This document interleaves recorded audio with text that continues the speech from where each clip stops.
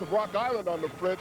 This guy is very smart. He makes all the calls. He's the glue that holds it together. Rock Island comes in with a load running the football. Alonzo Wise, 2,000+ yards on the ground. Alonzo Wise, he's Mr. Excitement. This guy runs a 10,600 meters. 28 touchdowns, as you can see. He has a 9.3-yard average. That's incredible. The Rocks will use size to their advantage, perhaps. Look at the linebacker, Jason Morlock. He puts on 20 pounds. He could be playing Division I college football. His head coach says that this guy has great instincts, maybe the best he's seen in 20+ years. So this guy will definitely put a mortal lock on Woodstock's offense if they don't block him. Now, how does Rock Island have to play this game today, considering that 93% of their offense comes on the ground? Well, they have to. You exactly said that. Their percentage is well under 50% completing the ball. They don't want to get behind or they'll be in big, big trouble. Stay with us. Kickoff is approaching now. Let's meet the starters to the public address and Jeff Fritzen. Fans, with the temperature at game time, 55 degrees and wind out of the southeast at 9 miles per hour, here are today's participants in the Class 5A State Championship Final. For Woodstock, head coach Ed Brucker.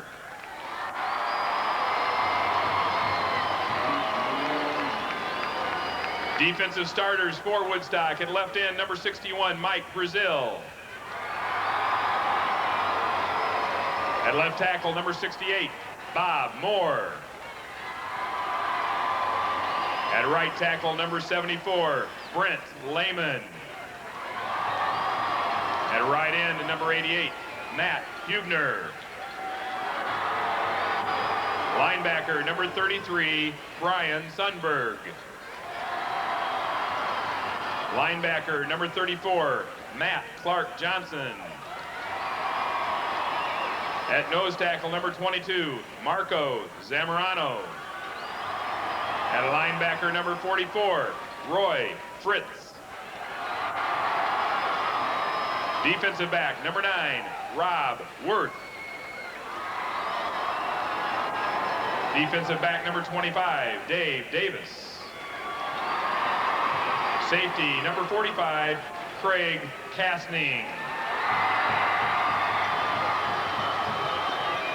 And now for the Rocks of Rock Island High School, head coach Vic Hoblet.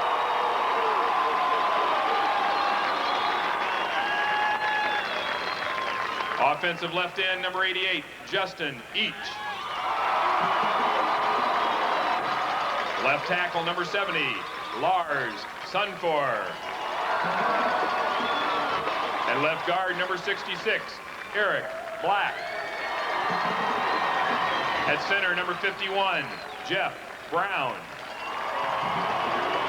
At right guard, number 71, Josh Caha. At right tackle, number 76, Jason Brown. At right end, number 86, John Lillis. The quarterback, number 9, Jim O'Melia.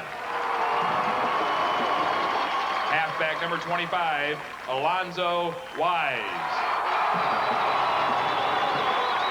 At halfback, number 42, Tony Montz. And at fullback, number 33, Ashley Harris.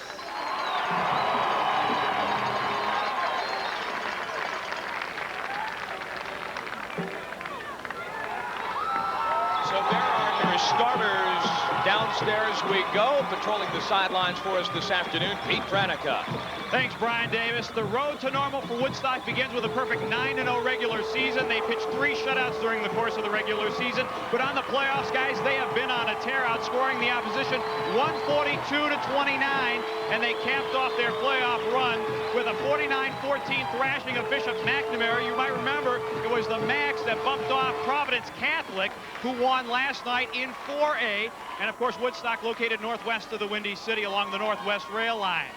For Rock Island, also a perfect 9-0 regular season, scoring better than 40 points a contest and shutting out 2 opponents. They go through the playoffs, winning all 4 of their games, including a 14-13 overtime thriller against Cary Grove to get to this point to normal. And of course, Rock Island beginning their drive to normal along the banks of the mighty Mississippi and the Quad Cities. They make the move east to normal to play for the Class 5A state title. Brian, take it away. Pete, thanks very much. We're about to kick it off, and deep for Rock Island on the far side of your screen. When we get to that point, Adam Hill and Alonzo Wise, there they are, kicking it off for Woodstock, is Craig Castning. This guy can literally do it all. The approach and the pooch, not by Castning, but one of the guys up with him on the line, and it's picked up by Hill. Dances at the 20, knife straight forward, still on his feet, down at the 30.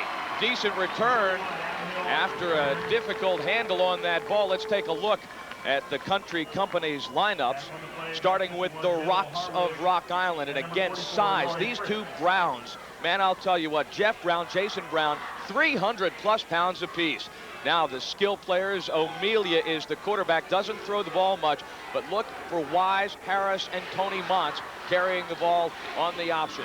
And immediately to Alonzo Wise, and immediately he gets a good cut on the far side. Good gain, close to a first down. You know, this is the type of guy that you got to watch him right away. If you let him get off early, it's going to be a long day for Woodstock.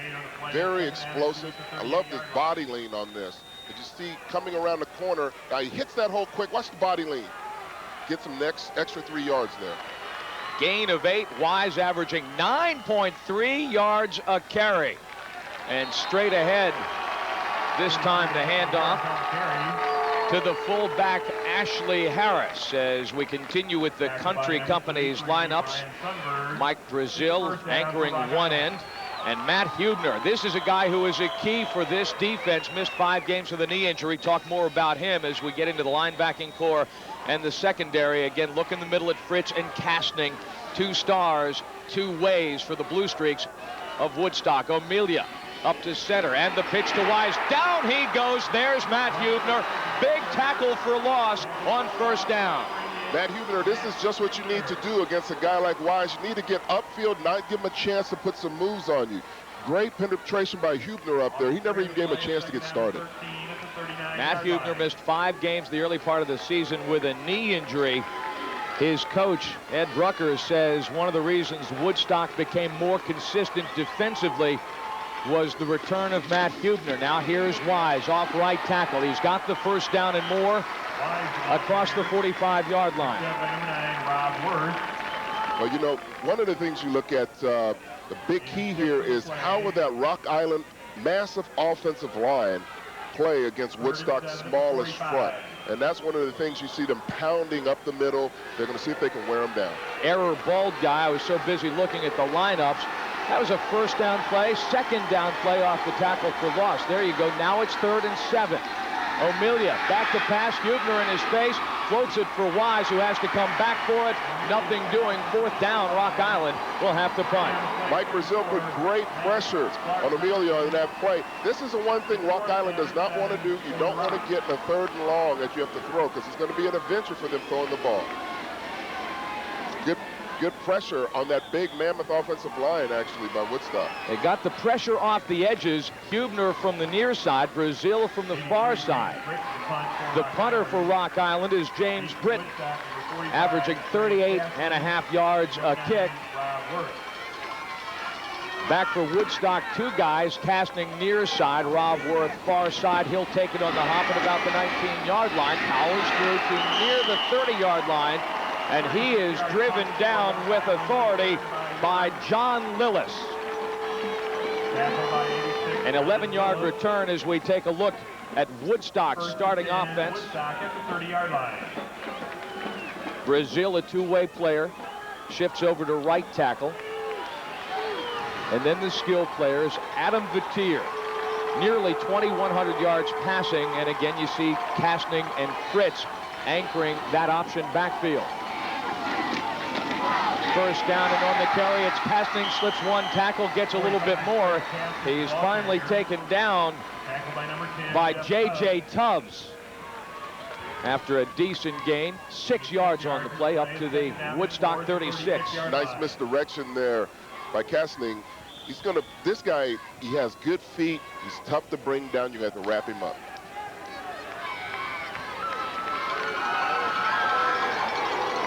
So 2nd and 4. Vatier calls the play and hands off to Castning. Again off right tackle. And he is met and driven down by Jimmy Lee, 5'11", 252 pounds.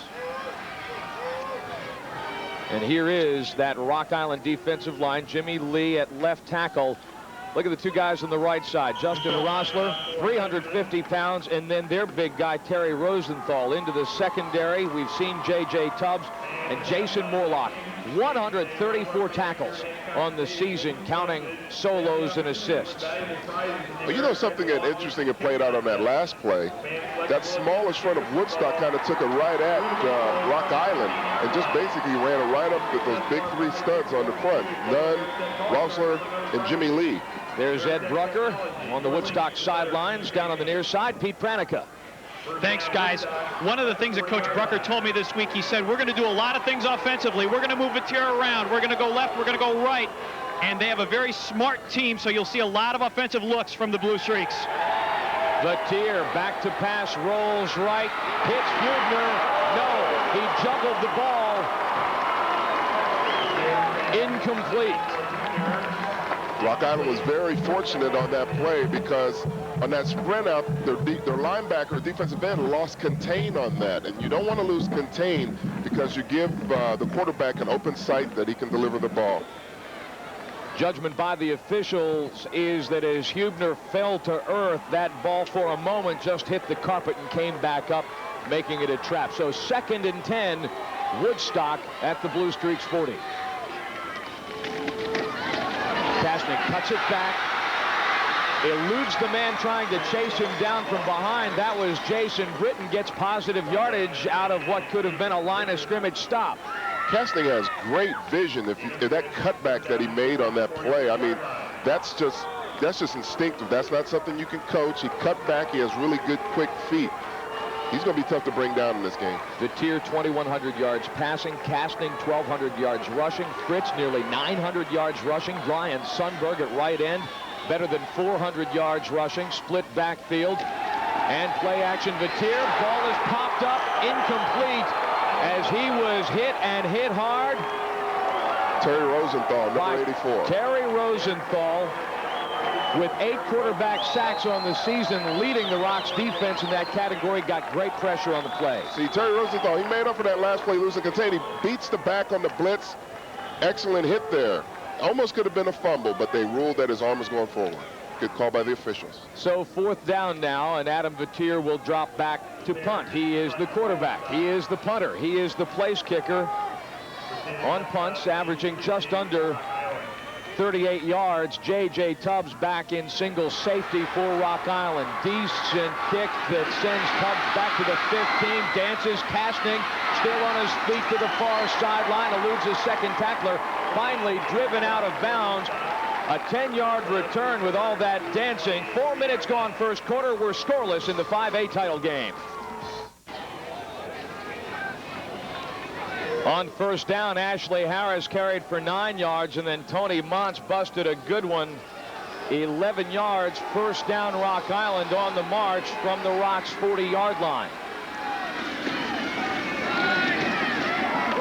Nice surge by that big, massive offensive line. That's what you want to do if you're Rock Island. Don't make it fancy. Don't make it cute. Just go right at it. Harris again, and Jim O'Melia directs that option really well. His fakes are outstanding. They are outstanding, and they need to be, because they don't want anyone keying on any particular guy, especially Alonzo Wise. Rock Island, like Woodstock, running the option, and again, the Rocks primarily a running team. They have good distribution. Wise, right edge, gets around the corner. He may go.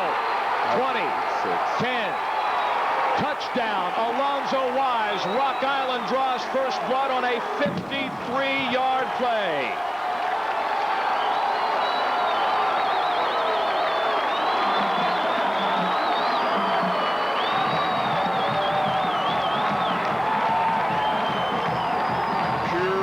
Unadulterated speed. This guy is a rocket. Watch this. He's like toying with those guys. You can see why. He's a track sprinter, 10, 600 meters, just exploded out of there. Point after by Tubbs is up and good. 7-0 Rock Island. Not quite half the first quarter complete here at Hancock Stadium. Alonzo Wise had a scout from Nebraska looking at him last week in that game against Cary Grove. He has drawn the attention of a number of Big Ten schools, and why not? At 5'9", 185 pounds, and a 9.3 yard rushing average. Explosive. I mean, he hit that corner so fast. I mean, it was almost like before Woodstock knew it, I mean, he was in the end zone. Now, to show you how great a runner this guy is, watch how quickly he hits that corner. I mean, he stutter step on the corner of that back there, and he's gone. When you get a great back like that one-on-one with a DB, he should beat him. Jason Brown, nice block, just held Mike Brazil long enough to let Wise get around the edge. Pete Pranik is downstairs. What do you got, Peter? Thanks, Brian. Rock Island believes in getting off to a quick start. In all games this year, they have a plus 96 point differential. They like to dominate and dominate early, offense, defense, and Brian, so far, that's the way the story's playing out. Great job, Pete. You know, Pete has brought up a great point here, especially when you have that big line. You have a quick start, but they have a quick start because they have probably the quickest guy in the state running the ball for them, Alonzo Wise. So it's important for them to get out early, and that's probably why they built up that undefeated record of theirs. Ed Rucker has changed his return crew. Casting still on the near side. Now Roy Fritz on the far side as Rob Worth comes up and plays the front line to the near side. Rucker uses a number of options. Ed Rucker in his 4th season at Woodstock, 31-12. Mick Boblin in his 7th year at Rock Island, 11th overall as a head coach. Casting at the 3. Takes a look to the right, cuts back to the left. He's got some room. Casting approaching midfield. Has Tubbs to beat, cannot, but he is into Rock Island territory. 53-yard return for Craig Casting. Craig Casting does it all. This guy receives, he runs, and he also returns kicks. Now watch this. Watch the blockers. He's looking for the West, setting it up, kind of pacing himself a little bit. Nice cutback. See the vision? See that great vision he just cut? He left their outside wing guy just in his tracks. Great tackle there. Otherwise, it would have been a touchdown. He turned DeMario Morrow, the special teamer, flat around. Oh, my goodness. He has great cutback vision. I love his vision. 1st and 10, Woodstock at the Rock Island 43.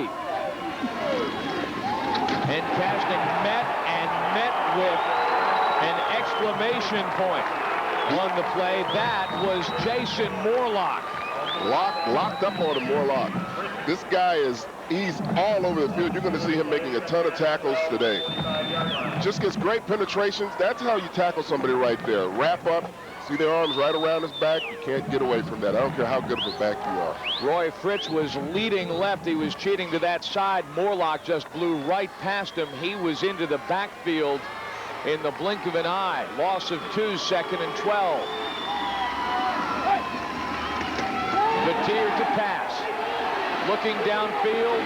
He has Hubner. Hubner fights to stay on his feet, out of bounds at the 23-yard line. Nice play by Batier. This is the play they went to earlier, and Hubner just dropped it. Nice protection there by the O-line. He gets out there, throwing on the run. That's very hard to do. Hubner makes up for it this time. Nice catch. Brian Sundberg had drawn double coverage downfield at about the 10-yard line, leaving Hubner a little room to come underneath. Up to center, Eric Stalo. There's Hubner, again a two-way player, 6'1", 190 pounds.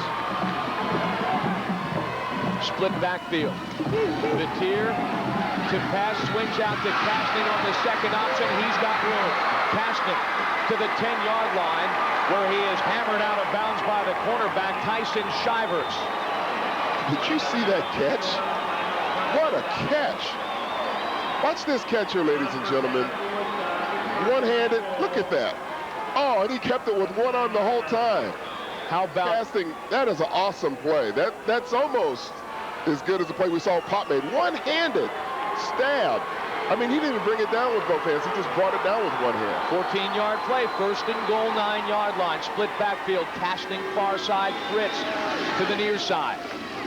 Vatier hands to Fritz up the middle, dances one tackle, dances another, and scores.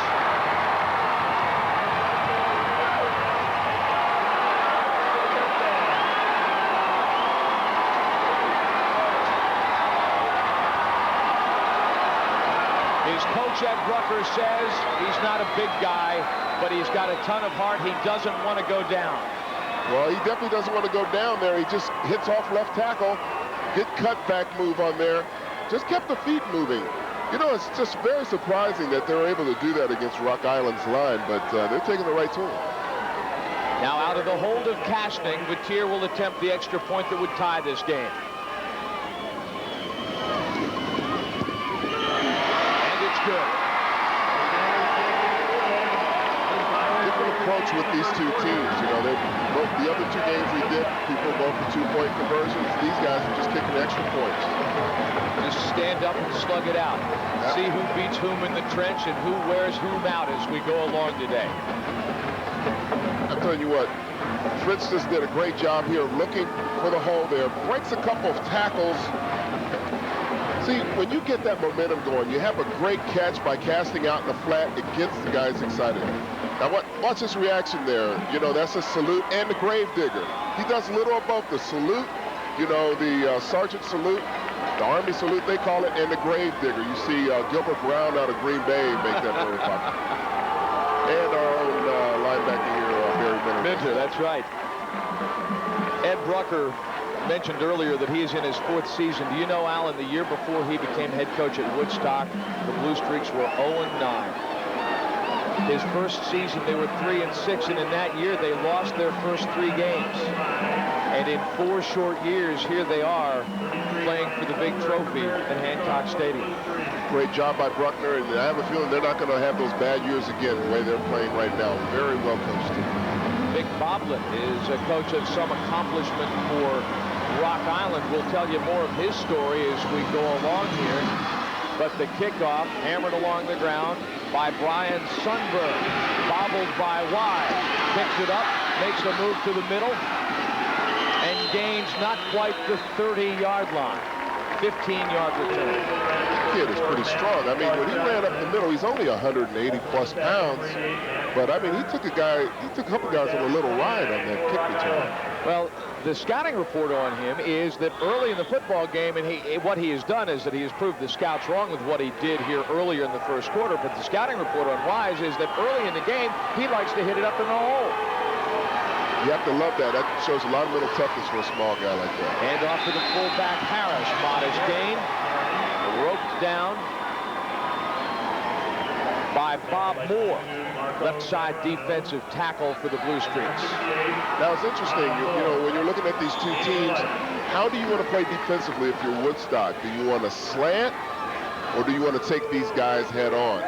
You know, that's the thing they have to check out and see. Is that something they want to do or not? Because if they slant and miss, it could be 6 by Mr. Wise. Rushing yardage so far, 95-22 in Woodstock's favor. A rare pass complete to Tony Montz on the far sideline, and he is met and dropped immediately. Rob Worth, who is starting today, I believe, in place of the regular number 1 on that corner, Rodney Cobb, who is suffering from an ankle injury. Yeah, that's O'Mealy just made a nice play out there, out to the flat. You know, they needed some positive yards after that first down play. They only got like a half yard, I think, if that. Hand off to Harris. Close to the first down. Let's go downstairs to Pete Pranica. Thanks, Brian. Al, you asked the question, how should Woodstock play defensively? Talked to Ed Brucker last year. He said, you know what? Last year, we thought we were smaller. We knew we were smaller. We figured we'd slant, we'd stunt, we'd do a lot of funny stuff. And they lost 44-36 in the state quarterfinal. He says, Pete, no more of that this year. We are going to play them head up. Brian? Great job, Pete. You know, that's exactly what you're talking about there. And they're taking them head up now. 4th down. And Rock Island is going to go for it, we think. Timeout is taken by the Rocks, so let's build on that. He didn't get a great spot on the football, but once again, This is a team that does not pass a lot. 93% of the Rock's offense comes on the rush. And Vic Boblett's attitude about that is, what we'll do is we'll pass when we can be effective with it. His notion is to attack different parts of the field, not balance run versus pass, but to attack different areas of the field. Whether you do that running or passing doesn't matter in his mind. Tonight, the Bulls look for revenge against the team that handed them their only loss at the United Center this season. Michael and the Bulls face Chris Webber and the Washington Wizards.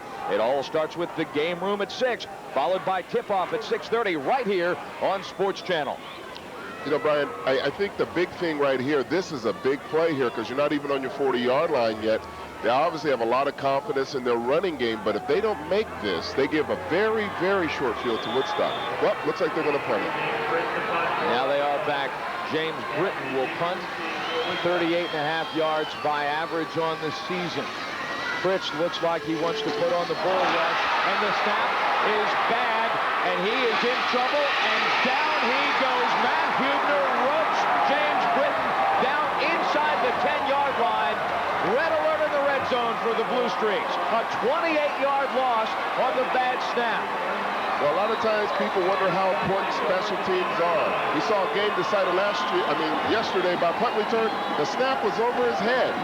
He still should have had it. I mean, it was there. It wasn't so much that he couldn't grab it, but it was over his head a little bit. Obviously, he wasn't expecting it to be that high. A big, big break for Woodstock. 1st and 10 at the 10. From our angle, I can't tell. I mean, they'd have to put the nose of the football right on the goal line to get a first down. It is 1st and goal officially. 1st and goal, Woodstock. On the misdirection, Fritz to the far side, takes the angle, and scores. Roy Fritz's 2nd touchdown. Woodstock with the right cross. Beautiful call by Bruckner on that play. You know, you have a team, that's what happens, you know, you hit them with a big play right away after a turnover because guys, sometimes they get their heads down, they're thinking, and they weren't expecting to get out there. Nice counter OT with the 2 guys pulling around. They seal and a kick out, and Mr. Fritz just turns on the speed. Just outraced the defender right to the corner of the end zone, and that's where he was going. Now Adam Gutierrez run off to pick up his tee. Craig Castning has possession of it at the 10, and the extra point is good. 14-7 now as Woodstock responds to the early shot from Alonzo Wise with 2 unanswered touchdowns. This tells you that turnovers are big key. We've seen them yesterday hurt teams, and again today it's hurt Rock Island. Now, I want you to pay attention to the line pulling around. See the 2 big guys pulling around there in the back? And they just lead him around, and it's a touchdown. He just outruns Adam Hill to the end zone. Roy Fritz is doing a great job. He's obviously their emotional leader there. Our stat wizard David Berkson advises that the Blue Streaks' last 2 possessions have totaled 1 minute 10 seconds. Quick striking team. Woodstock obviously the faster team. Rock Island's probably a mauler team, except, you know, they have the fastest guy on the field, obviously, with Wise. But I would say overall, they probably have better team speed on Woodstock. And they can beat you in so many different ways, too, versus Rock Island pretty much one-dimensional on offense. How bitter the irony to have something like that happen when you consider that Rock Island on the season, when you look at the giveaway, takeaway numbers, on the turnover table, the Rocks are plus 31. That is as gaudy a statistic as you will see. Yesterday, we had St. Joseph High School in the 2A game that was plus 34, but those guys are on another planet with that stuff. Well, what that tells you, Brian, if they're plus 31, that tells you there's a very good chance they're going to get a couple of turnovers back before this game is over. When you have that much of discrepancy, that shows you know what you're doing going after football. Once again, they don't want Wise to get his hand on the football, so Brian Sundberg kicks it out of bounds as he attempts the flutter ball. Now let's see what the decision Rock Island will make. Will they take the football? They're saying no matter what, we're not going to let Wise beat us. Procedure on the kicking team, refill. So they'll take the re-kick. And there's your referee today. That's Tom Gaddis, who is from Mount Prospect, and he's working with the crew. There you see their names. Hello, fellas. Glad to have you here. Glad to have Pete Pranica downstairs.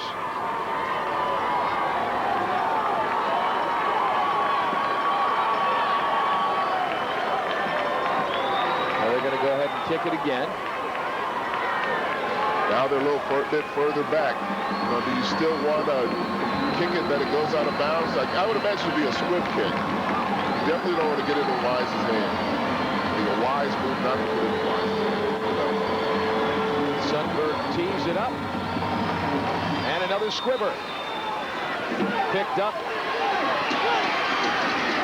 And brought back. And man, what contact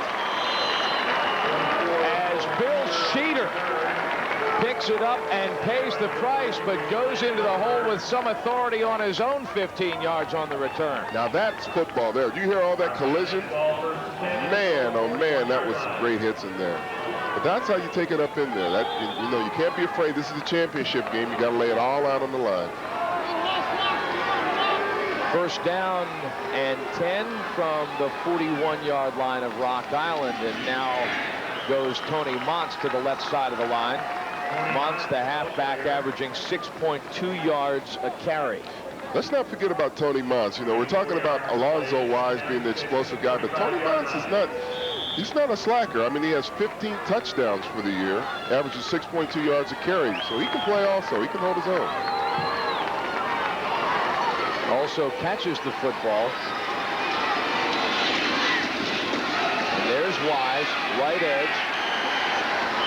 Takes the slant for the right end and picks up another handful. Looks to be about 3rd and 4. You know, it's interesting. You think they would get Alonzo Wise on the outside a little bit more. But he's a little guy. He likes running on the inside, but yet he has a huge average per carry. So you imagine he popped a few loose during the game. Roy Fritz brought him down. Roy Fritz makes all their calls. He's getting them lined up for his team. Hopefully make a big play here. 3rd and 4. Pass and a little bit over the head of the intended John Willis. He doesn't have great speed, but he's the classic possession guy because he's got good hands, but O'Melia just led him a little bit too high. Oh, man, he might have been running for days on that play. They didn't see that coming anywhere. I mean, that was a great call by Bobbitt, but now watch the pressure there. But still, he should have made that completion. I mean, he had time to get rid of that football. The nose tackle, Marco Zamorano, had him wrapped up and took him down. Now the punt by Britton. This snap goes okay. A line drive that Rob Wood lets go through. Good decision because he gets a touchback after a 53-yard punt. And one of the things you look for, if you're Woodstock, you can put a tremendous amount of pressure on the Rocks here.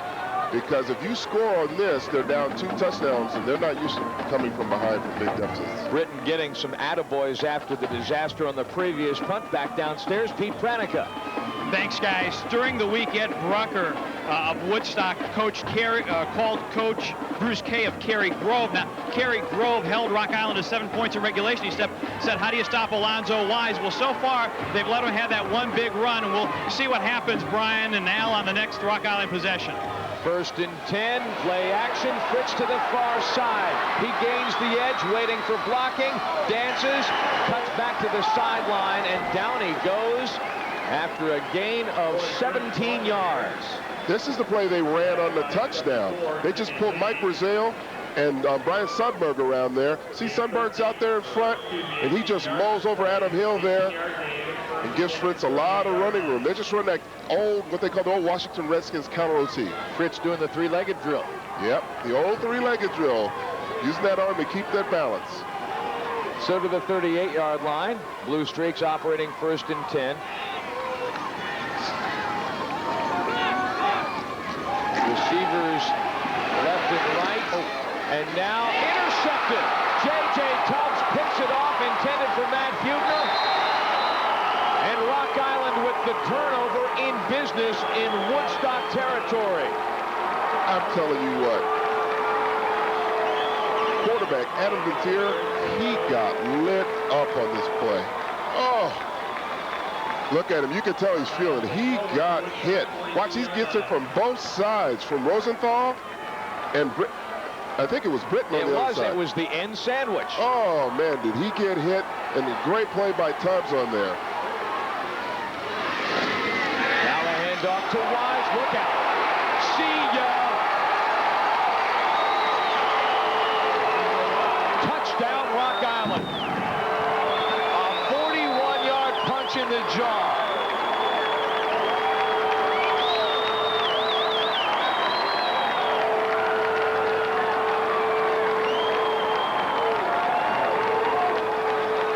Downstairs, fire away. Thanks, Brian. Just before that interception, the Rock Island coaching staff brought the whole offensive team over, and they said, number one, you have to be more disciplined. Don't anticipate, be disciplined. I'm looking at the chalkboard. They drew up one play, a quick hitter off the right side to Alonzo Wise. That's the play they just used to score the touch.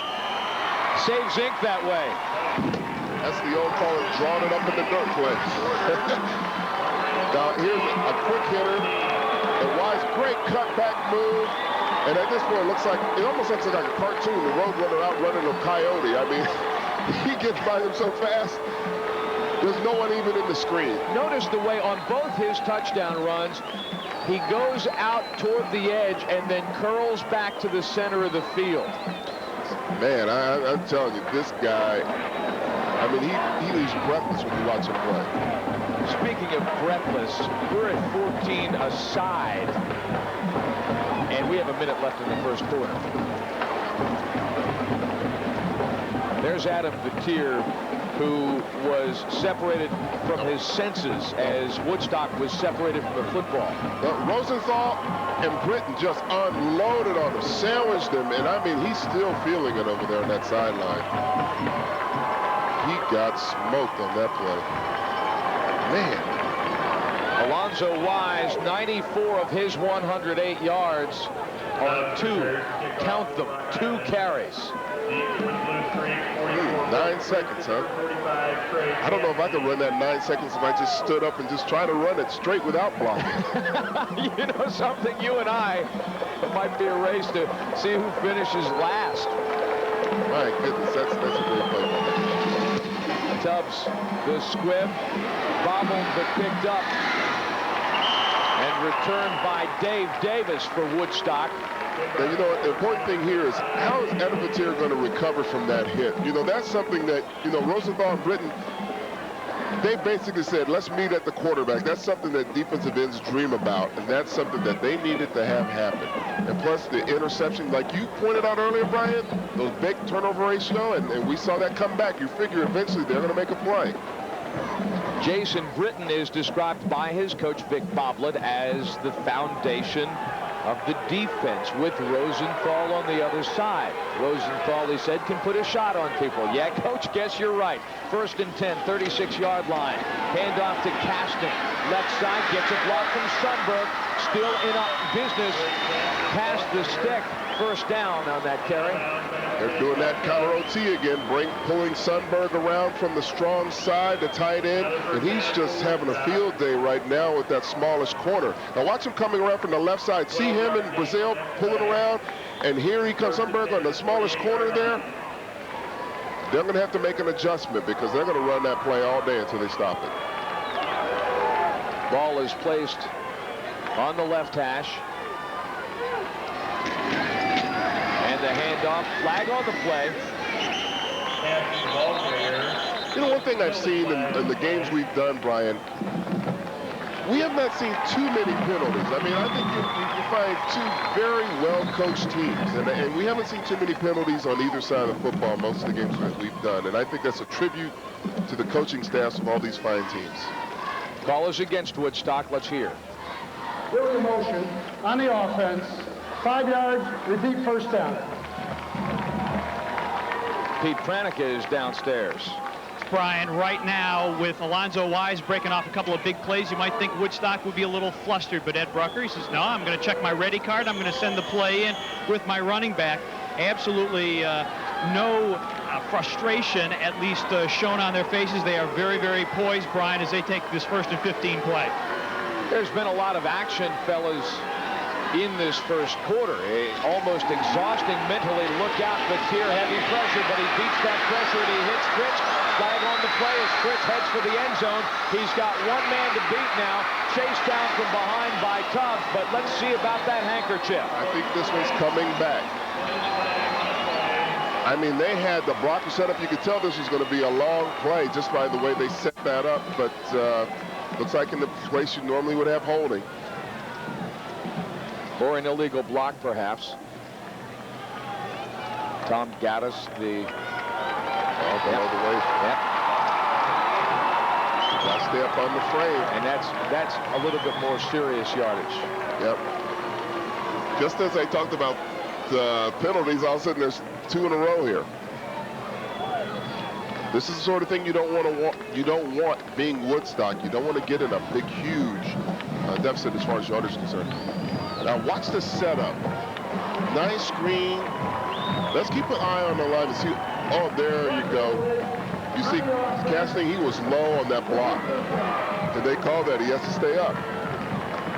Interesting, in the Bears game, Juan Roque, the Detroit Lions, young defensive, or rather offensive lineman, is having a heck of a season, and somebody blocked him and ended his season the other day. That's why you throw that flag. 1st and 23 now. Batir to Sundberg, reach to make the catch, and a nice run after the catch, and it's stopped by Morlock. Now you may ask and say, why do you run back-to-back screens? Well, because their quarterback almost got knocked out previously. They're trying to slow down those 2 fine defensive ends for Rock Island, so they're trying to throw a couple of screens, keep those guys off their horses. First quarter comes to a close. Friends, we have had a little bit of everything. Don't you dare touch that dial. Back to the second quarter after a break on Sports Channel. Broadcast rights to today's game have been granted to Sports Channel and Intersport by the Illinois High School Association.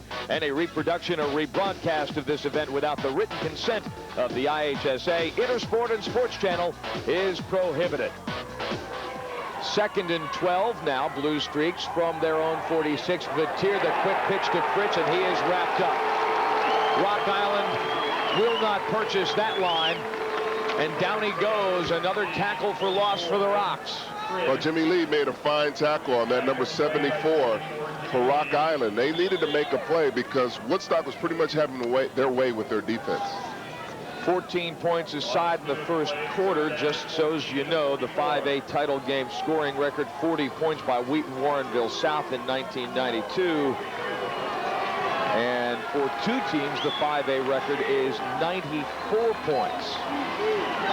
Batir, 3rd and 14, takes the 5-step drop. Rainbows for Hubner. Oh, he had it, and then he dropped it. He turned inside, went outside, and couldn't find the handle. That was a beautiful throw by Batir there. And almost a spectacular catch over the shoulder. This is very tough to make. As you can see, Hubner looking over his shoulder there, almost pulled that down. That is a very hard catch to make. It was a great throw, though. Batir's like, oh, man.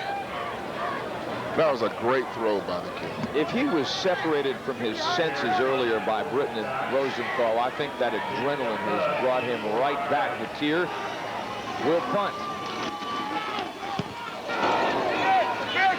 Hard rush by Britton and a fair catch ordered by the coaching staff. You can hear it up here. 34-yard punt to Tubbs, no return. I think that's the first time I've ever heard somebody shout for a catch. Wow, the audio team did a great job picking that one up. Oh, great job, audio team. That's the first time I couldn't help but laugh. It's the first time I've ever heard someone call from the sideline to say fair catch. Oh, that was great. Well, he yelled so loud, I'm surprised Tubbs didn't drop the ball. Oh. 1st and 10, 23-yard line. Jim O'Melia calling out the signals for Rock Island. And the handoff straight up the gut. That's Tony Motz on the carry. You know, I bet you a lot of people are wondering Why do they keep mixing the ball up? Why don't they give it to this Wise kid? He just seems like he can score almost every other time he touches it. But you want to keep a defense balance. You want to keep them off guard. You don't want to just give it to them all the time because people key up for a great back. So you want to keep that offense balanced and attack the deep. Jeff Brown, one of 2 300-pounders on the offensive line, steps up at center. The handoff to Wise, and he is tackled by Brazil.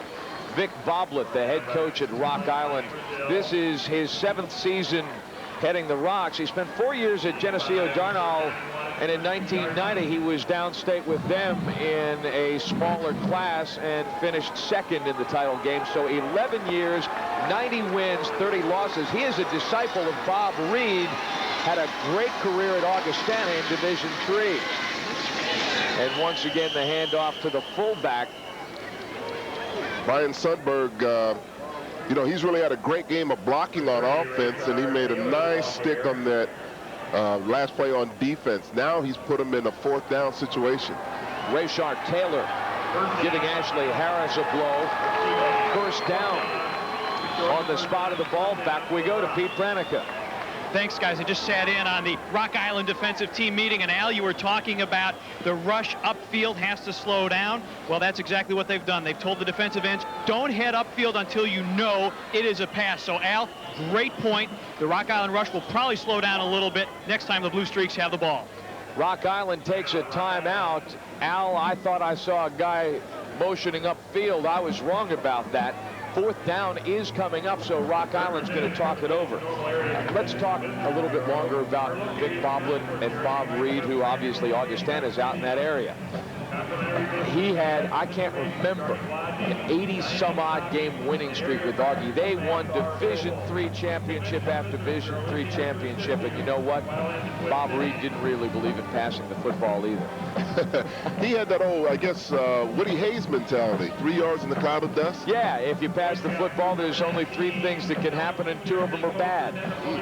Well, it worked for him. That's for sure. But it's changed nowadays. I mean, the passing game, the rules have allowed you to pass the ball better. You have the camps that teach young quarterbacks to throw better. So many more advantages to the passing game now. Now coach goes out to have a word with his guys in the huddle. Let's talk about the strategy factor. You're 14 aside, 3 minutes not quite into the 2nd quarter. Rock Island has already used 2 of its timeouts. I'm kicking the ball. I mean, you're tied 14 apiece. Definitely have to punt the ball. Britton is going to punt the football. And you've used 2 timeouts to decide to punt. I don't know why they use a timeout on this one. I mean, they're right in the game. They didn't need to go for it. Britton, sure-handed handling of the snap to Cashman, 40-yard line, and he just, the keel's over. Did you see who covered on that play? Alonzo Wise. I was wondering, I saw this blur go by him, and I can see why it was a blur. They have their star player on punt coverage. Kind of like that. And you know what? That shows you the respect they have for Cashning, though, because the way he broke that kick return, they said, we're going to put our best guys out there to make the play. Well, Cashning does. He's got the ability to make long plays on either side of the football. As we've come into the playoffs, Cashning defensively has returned a couple of interceptions for touchdowns the last couple of rounds. You know who the unsung hero so far for Woodstock, I think, is Roy Fritz, because, you know, he makes his mark more defensively. But right now, I mean, he's really made some big key plays for them on the offensive end. You know, Al Fritz is the guy, and he's been rewarded at least because he's the guy that's been given the keys to the house. He's scored both touchdowns for them. So I think they probably recognize that. The tier hands off on the delay to Cashning. Keeps those legs a chopping, and he is a yard or 2, depending on the spot of the football, away from the first down marker. 3rd and 2. You know, I'm just so surprised that they're able to run on Rock Island's big front like that. They have Matt Sabaki, I think that's how you pronounce his name. Yep. He's blocking against Justin Rosler, who is 6'2", 350, and Matt's only 5'10", 180. I mean, when you're looking at that, you think that definitely should be in Rossler's favor, but they're doing a great job right now. Timeout is called by Woodstock. There were only 5 seconds on the play clock, so they'll burn one of their timeouts. 8 minutes remaining first half. We're tied at 14 at Hancock Stadium at ISU. Welcome back to normal with Pete Pranica on the sidelines. Al Harris, I'm Brian Davis, and we have had a very entertaining first 16 minutes here in the 5A championship game between two undefeated teams. Third down, Kastning takes the pitch. He gains the stick, down he goes. He's tackled by Jason Britton, but he moves the sticks first down in Rock Island territory. That was outstanding blocking there by Woodstock on the outside. If you look down there, Hubner in there, and they pull around Lawman around there. They had a great block in there by Hubner. He sealed him off. He allowed Kastning to take that turn.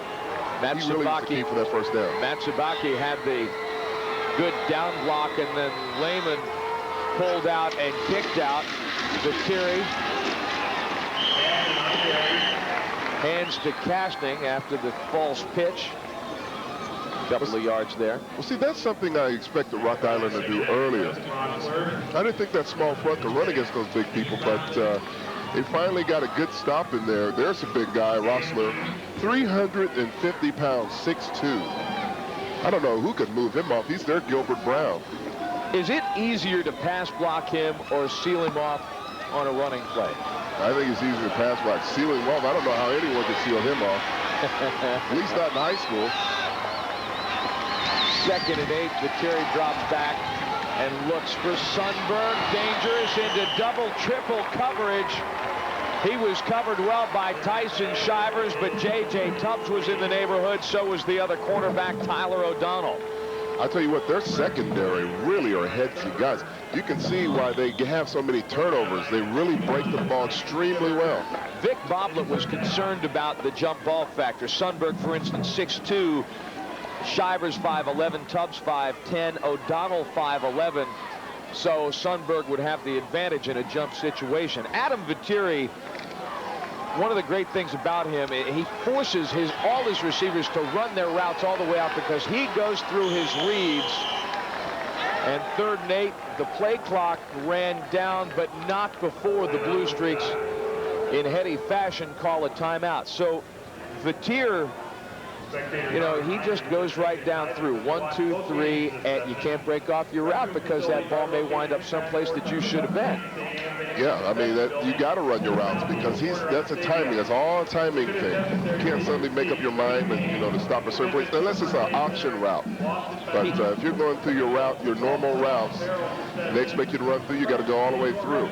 But that's just a great job by Rock Island secondary. You can tell they have great anticipation, and they must have very good defensive backs, coach, because they react extremely well to the ball. In the playoff opener against Fenwick High School, 28-0, the Blue Streaks won. He hit 6 different receivers.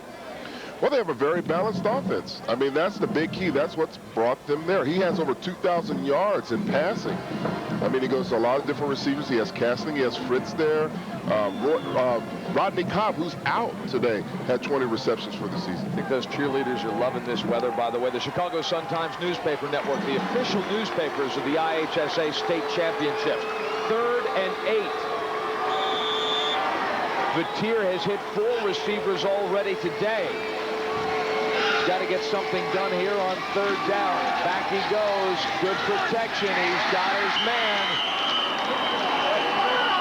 That's Brandon Eddy.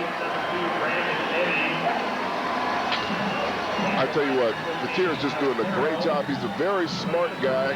As I think we showed it earlier, I think he's being recruited by Harvard. He knows where to go with the football. Just a nice play there by Eddy. I mean, just smarts heads up thrown by a quarterback that way. He's just doing a great job. Make that 5 receivers. Viteri is found today. Split backfield. Kastning on the cutback, and he is hog-tied and roped down by Jimmy Lee. Jimmy Lee is making a statement here. I think he's kind of said, you know what, not at my house. I mean, the last couple times he's made some big-time plays in there. Jimmy Lee is 5'11", 252. He's very quick. See him come down the line. He tackled a top back, too. He wrapped him up. You're not going to beat a guy 252 pounds. He puts his arms around you. You know, that's what they need. They need their guys to get emotionally involved in this game because Woodstock is going to keep moving down the field if they don't. 2nd and 11, loss of 1. Another tackle for loss for the Rocks. Mateer, the fake. He goes up, now has to pull it down. He escapes. Jimmy Lee tried to get him around the ankle. Got Tyler O'Donnell chasing him around the right edge, but goodness gracious, chicken salad out of chicken something else. First down, Woodstock. All right. Hey, you know what? This guy is just such a smart quarterback. The play that he made, he pulls it down. Now watch this. He's looking back. He knows that secondary is very good. He pulls it. See, he pulls down, makes smart decisions. And he has some pretty good quickness there, too. Just turns the corner, outruns Tyler O'Donnell for a while before O'Donnell's able to lasso him. He usually scrambles to buy time, not to run. Now the handoff to Fritz coming left side. Great fake. Fritz chased down by Moorlock and O'Donnell after a gain of about 5 yards. This is their bread and butter play. They just keep bringing that old-fashioned counter OT, pulling the Sundberg and Brazil around, just running over people. Watch Brazil come around there, 61, and Sundberg. But see, this time they adjusted to it a little bit. O'Donnell got up in that hole, didn't give him that big option just to run in there. He tightened it up. That's what you need to do on that counter OT. You need to get a lot of penetration. Trip those linemen up that are pulling. This will be the 11th play of Woodstock's drive. Mateer again, same deal. Fritz, same way, same result. He gets hammered, but again he gets positive yardage. See, they tried the same play again. They got better penetration. But Fritz did a good job of turning it up the field. See, they pull again, but they get good penetration. They see that? But he cuts inside. That's a great job by Roy Fritz there. They're going to measure. He saw the blockers getting cut off, and he cut back inside. But that's what you want to do defensively. Get that pressure, penetrate, make him cut back inside that you can get help.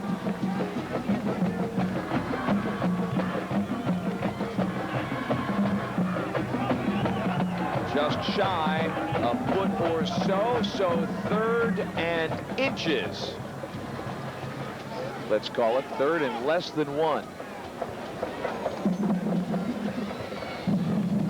As Woodstock, one of the things that Vic Boblet was worried about was the dive play that the Blue Streaks run with the second back through. You have that lead back coming through there a lot of times with the extra blocker.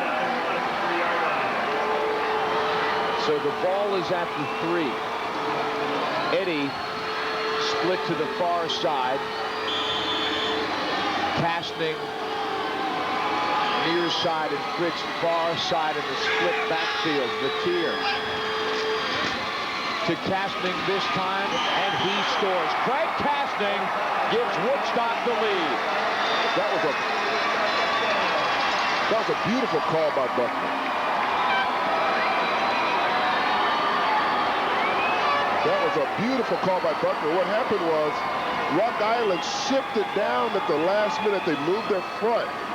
They moved their front down, and he ran right on the outside. And there's just only 1 or 2 guys there.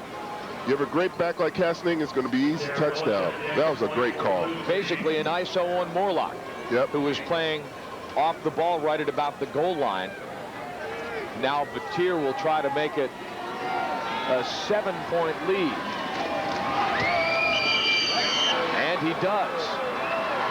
So Woodstock, this time, no lightning, just a boring old march down the field.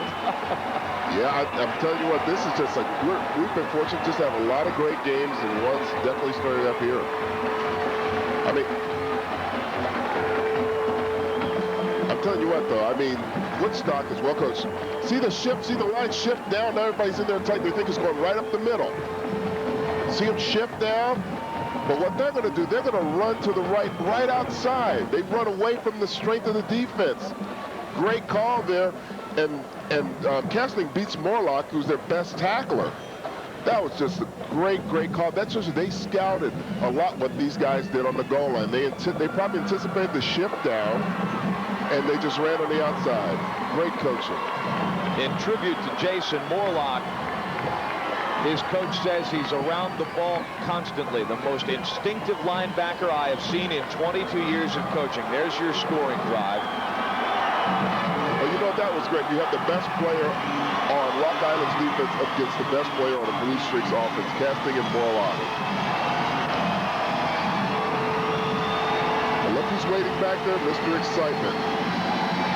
Woodstock converted all 3 third downs on the drive. Mr. Excitement is to the near side. Adam Hill is to the far side. We're talking about Alonzo Wise, number 25, whose son breaks stripped again. No, this time he gets it up. Wow, and Hill takes it at the goal line. Indeed a great kick. And Hill splits the seam, but then he gets hammered. Dave Davis put the lumber on him after a 25-yard return. Boy, did he get hammered. But that was an awesome kick. Look at him limping off. Now, he's drove him all the way back into the end zone. And these guys are well coached, and oh, he gets it right in the thigh. Probably got a Charlie horse there. Great tackle. Now, he took that kick and floated back into the end zone.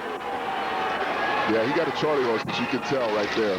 1st and 10 from the 23-yard line, and the handoff to the fullback. That's Ashley Harris. You know who got hurt? Hill. He's the cornerback, so let's pay attention to that. He's their starting right corner, so we have to pay attention to that. He looks like he has a Charlie horse. He has been trading time with Tyson Shivers, another senior over there. We have seen Shivers some already this afternoon. And now Wise spinning, dancing, first downing. Does that guy just scare you? I mean, if I'm a Woodstock fan, I'm sitting on my hands going, oh gosh, don't let that guy get loose. Look at that, great spin moves. I mean, guys trying to get a shot of him. It's hard to get a good shot at him. Fritz and Kastning finally brought him down after some initial contact a couple of yards on the field. Look at these stats. 15.1 yard average. That's insane. Here it comes again. Well, this time Brazil and Fritz fill the hole, and he winds up getting gang tackled on first down.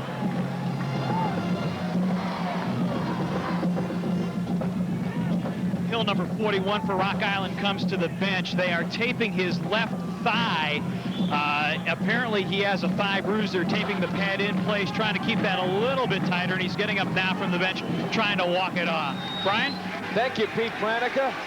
2nd down and 7, 38-yard line. And now Amelia will pass. Floats it out, and look at that. All by his lonesome is John Lillis.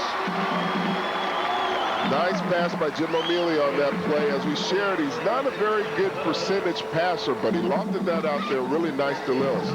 And he has pressure, too. He looks back. Good job of floating it out there. John Lillis does a nice job of getting his shoulders forward to get the first down. He knew where the flags were. Kastning didn't settle down, and so Matt Hubner came up to make the tackle. 49-yard line, Wise on 1st and 10, and now Woodstock on this particular drive is really filling well.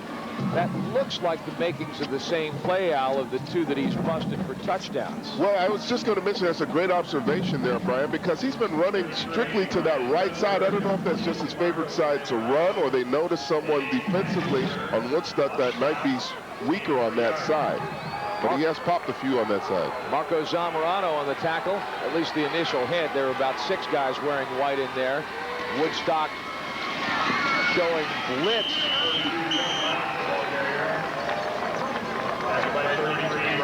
Now we have a situation, because we have a team that does not strike downfield, time could possibly play a factor in this drive.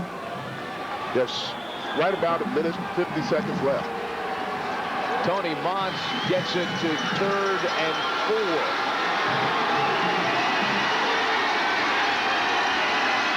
No 3rd down conversions today for the Rocks. Hand off to Wise. Well, there's their first goal. This guy is awesome. He has someone hanging on him, and he jumps over the defender at the same time. Watch this. He hits through the hole. He has a couple guys hanging on him, and he jumps over the defender. My goodness. Here's the pitch to Wise again. Gets a good seam. Gains about 6. Yeah, he had Worth. He had Sundberg. He jumped over Kastning. Why the guy was hanging on him? The guy's only 180 pounds. Yeah, but did you see him on the field today, Al? Yeah, he's put together. He's exactly right. He is ripped. And here it is to Harris. He's going to be short. Inside a minute now for the first half. Well, see here, this is the big key here. I mean, they still have plenty of time if you're a passing offense. And I guess if you have Alonzo Wise in the backfield, there's plenty of time because he can get there in about 4 seconds if you need him to.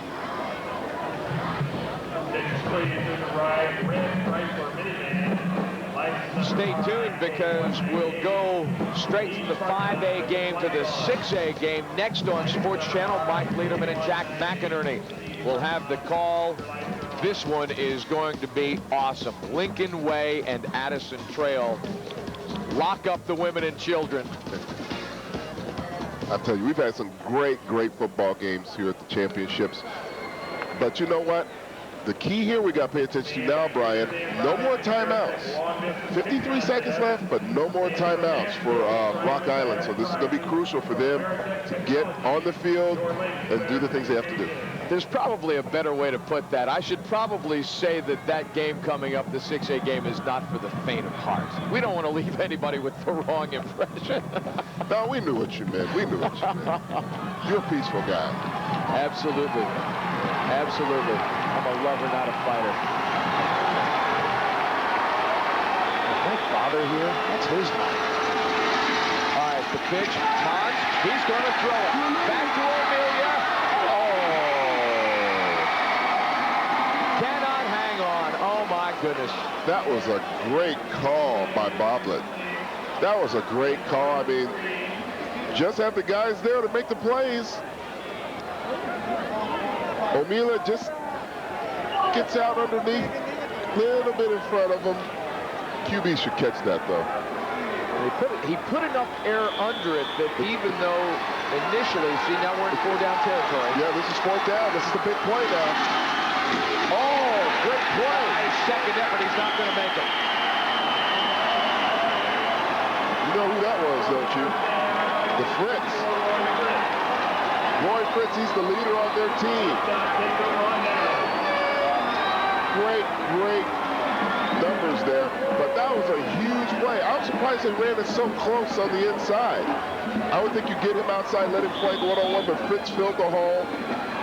They got up there really quick, Brian. You know, they wanted to get the play run really quick. I don't know if they got set, but Fritz obviously knew what was going on. You talked about earlier, Brian, this being a very smart team.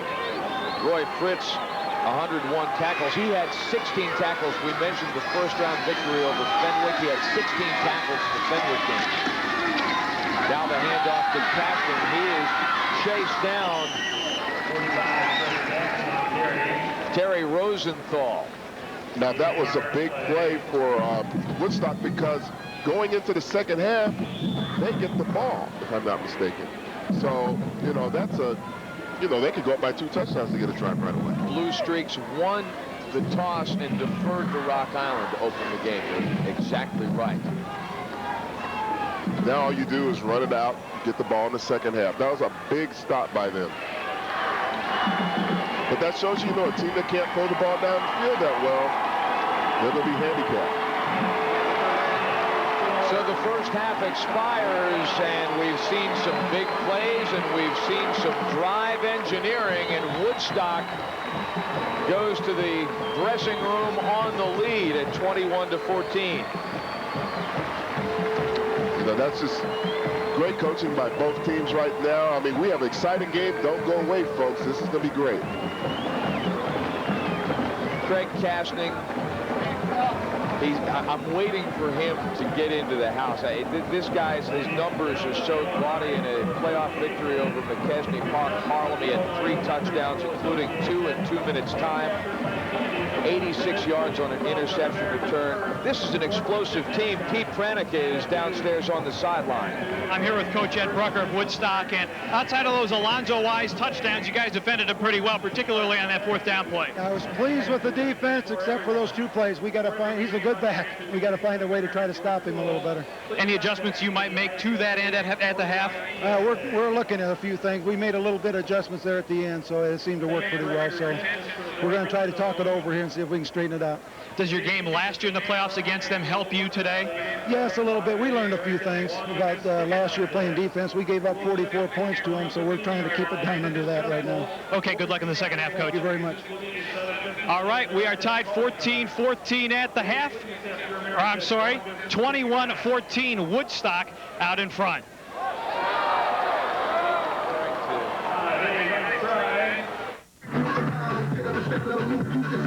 Halftime in the 5A game at Hancock Stadium in Normal, Illinois. Welcome back to Illinois State University. We are at halftime, the 5A game. 1 more to go. It's championship weekend here. Welcome back. With Al Harris, I'm Brian Davis. And Al, we have seen just about everything. We saw some lightning quick scoring in the first half. We saw some good mechanical, physically dominant drives. We saw turnovers that were converted by both teams. Had everything. Yeah, we do. We just have 2 fine coach teams with great athletes on both sides of the ball that make great plays. You know, one of the things that's really satisfying about this, last year we played some of these playoff games in really unfavorable conditions, but this year, I mean, we've got a darn nice day. Temperatures about 60, and, you know, the fact of the matter is we can see these teams trot out everything that they have, and you got to love that. Yeah, you love that because you don't want anyone to be limited by adverse conditions, and you have great players making great plays, great coaching, you know, making great adjustments on both sides of the ball. You can let it all air out. What kind of adjustments do you make for either side if you're Ed Brucker for Woodstock or if you're Vic Boblet for Rock Island? Well, if I'm Woodstock, right now, I'm very pleased with what I'm doing. I'm just looking at Wise, you know, he's a great player, you know, and they looked at it and they said, hey, he's going to make some plays, but just tighten down a little bit and adjust. If I can control him, I feel very good. I touched on this earlier. I wonder if Woodstock now in the second half of it goes to close and goes for the kill, might put the ball a little bit more in Craig Castning's hands when it really comes down to money time. I would think so, but, you know, Prince is doing a great job also running the football, but that's what you would want to do. Now, on Rock Island's side, you have to control that balanced offense. You want to get some pressure on their quarterback, Vitier, because he, I think, really is the key to that team. He makes those big plays when they need to be made. When we come back to ISU, Pete Pranica will be in conversation with Taylor Bell of the Chicago Sun-Times. Delighted to have you along on a beautiful Saturday afternoon in Normal, Illinois.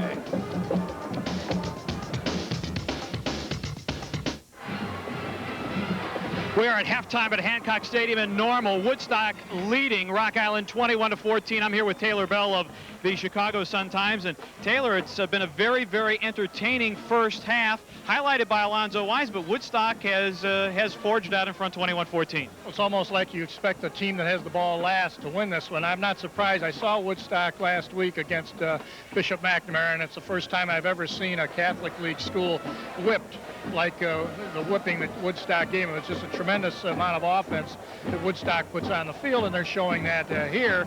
But as you mentioned, Alonzo Wise in the first half, I've got him for about 13 carries and 145 yards, and of course the 2 long touchdowns, and they really didn't start to give the ball to him until the last few minutes of the second quarter. So you have to think that the second half they're going to let him carry the ball and run behind those 300-pound linemen a little bit more in the second half. Woodstock's going to have to find a way to keep him from breaking this thing open.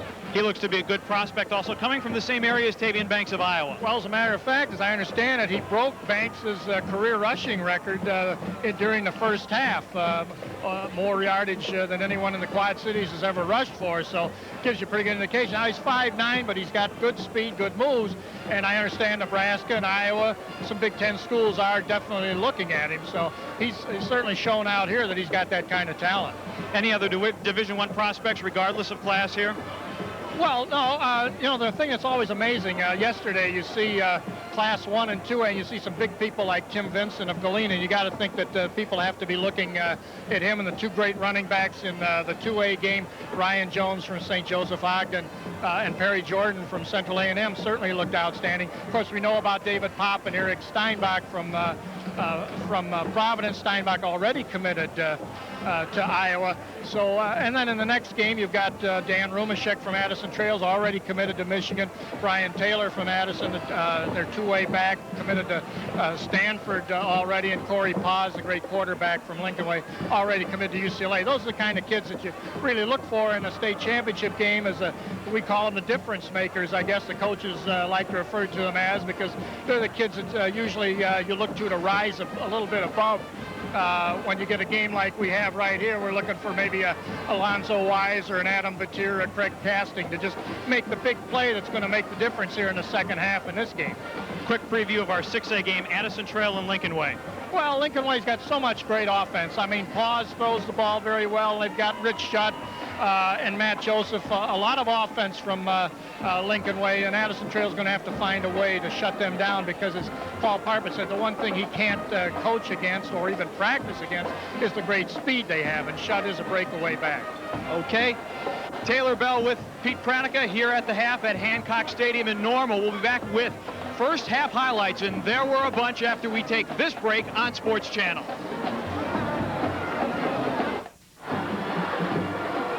Welcome back to Hancock Stadium. Brian Davis and Al Harris, and we brought our attitudes. You take a look here, the symbol of the Illinois High School Association sportsmanship campaign, and we've seen some good sportsmanship. We've seen basically some good sports out here, some great play as we take a look now, Al, at our first half highlights, and there were a ton of them. First quarter, well, here's the man, Alonzo Wise for Rock Island. Well, this guy, I mean, he just has tremendous speed, just turns it on down the field. No one's going to catch him. Now, I did not mean on the ensuing kickoff, I think about this now, I didn't mean to sell Craig Casting short, because Roy Fritz was able to belly up the table because this guy set the table. Yeah, he set the table up with a great return, great vision. He cut back against the grain, made a big play for Woodstock. 54 yards on the kickoff return, and then look at this catch on the screen pass. Man, a la David Popp from yesterday, great one-handed stab. Big play for them. So then from 45 to 44, Roy Fritz, not to be denied. Roy Fritz has been a big-time running back for them. He's also involved with Casting. So far, this is the one moment that Rock Island would really like to have back. You can't have mistakes on special teams. They get a high snap, puts Woodstock in great position. Very next play, as a matter of fact. Here come the Blue Streaks, and here comes Roy Fritz again. Roy Fritz has been running that play with Sundberg pulling around, making the key block. Now, this is one that Adam Batir and Woodstock would like to have back. J.J. Tubbs with the Oski. I don't think Adam Batir remembered that play. He got rocked pretty good by the two-star defensive ends. And so as Woodstock turned right around and hit Rock Island in the mouth, ditto Alonzo Wise on the first play from scrimmage off the turnover. This guy is like throwing mercury on a pan going downhill. He's too fast. 41 yards. And that was only the first quarter, guys. We're into the second quarter. Batir, look at this. Has a notion, pulls it down, and takes off. That's why he looks like he could be a future Ivy League player. He knows when to throw and when to pull it down. Now, if you're looking for performance measurement by touchdown, Craig Casting gets on the board, and that's the mark. 21-14 as Woodstock leads Rock Island, even though statistically Rock Island has the edge at least on the ground, which is where they had to have it. Well, they have it on the ground. They have, they also have it in time of possession right now. But Woodstock is the more balanced offense, as you can see, more passing yards. They can beat you in more ways. The first downs you're looking at is a big key. They had 2 extra first downs. The third down conversion is also very good. Third down conversion is really important for Rock Island. They've got to get better. 1 of 7. They trail by 7. Second half upcoming at Hancock Stadium. It's beginning to rain a little bit here at Hancock Stadium. Let's go downstairs. Pete Pranica. Thanks, Brian. With Coach Vic Boblet of Rock Island. Coach, pretty even first half. Any adjustments for the second? Well, no, we just got to make plays on defense, and you know, we feel real confident that we're moving the ball well, as I'm sure they feel as well. But it's just a great game between two teams, and we got to limit our mistakes. We had 2 breakdowns on special teams. Okay, good luck in the second half. All right, thank you. All right, that's Coach Vic Boblet. Back up top to Brian and Al. Pete, thanks very much. Pete and Taylor Bell at halftime got into a conversation about what Woodstock did to Bishop McNamara, the #1 ranked team in 5A. Rich Zanani, Mac's coach, said their execution was awesome. And again, we continue to tell the story of Craig Castning in that game. 18 carries, 134 yards, and he had a 45-yard interception return. There's Castning. And after the game, he said, you know, we proved we can play some ball in the Fox Valley. There have been people who say that it's not the same quality. Well, guess what? They're here. Cary Grove took the other guys that are on this field to overtime in a semifinal game. I think, and in fact, Ed Brucker says, hey, how about the Fox Valley? And well, they should brag. And you're having a lot of people moving up into the suburbs now. You have you know, each year when you have more people to choose from, you're going to get better and better players. And you know, it's a young community that's growing up there, and I think that, you know, they're going to have good players for years to come. J.J. Tubbs can choose between Castning on the far side and Fritz on the near side, should he choose to send it that far. But he does not. Again on the squib, and it's taken by Matt Clark Johnson. Pulled down shy of the 30-yard line. Tackle made on the play by Kevin Raisbeck, junior special teamer. Now, Brian, you know, we talked about it's going to start raining a little bit. One of the big keys we may need to watch out for, Rock Island gets a lot of turnovers. They've caused 40 fumbles, and they've recovered 26, and they've also picked up 14 interceptions. So when the ball gets a little slick and wet, look for Rock Island possibly to get some good turnovers here. Woodstock operating now 1st and 10 from the 29, out of the I. Castning takes the pitch. Gets a seam up front, but it is filled well. Jimmy Lee had a part of that, but the initial contact, wow, Tyson Shivers coming up from the secondary. Well, they need to make a statement right away. And, you know, this is what they need to do. They need to make a statement right away to get the ball right back in their offense's hands.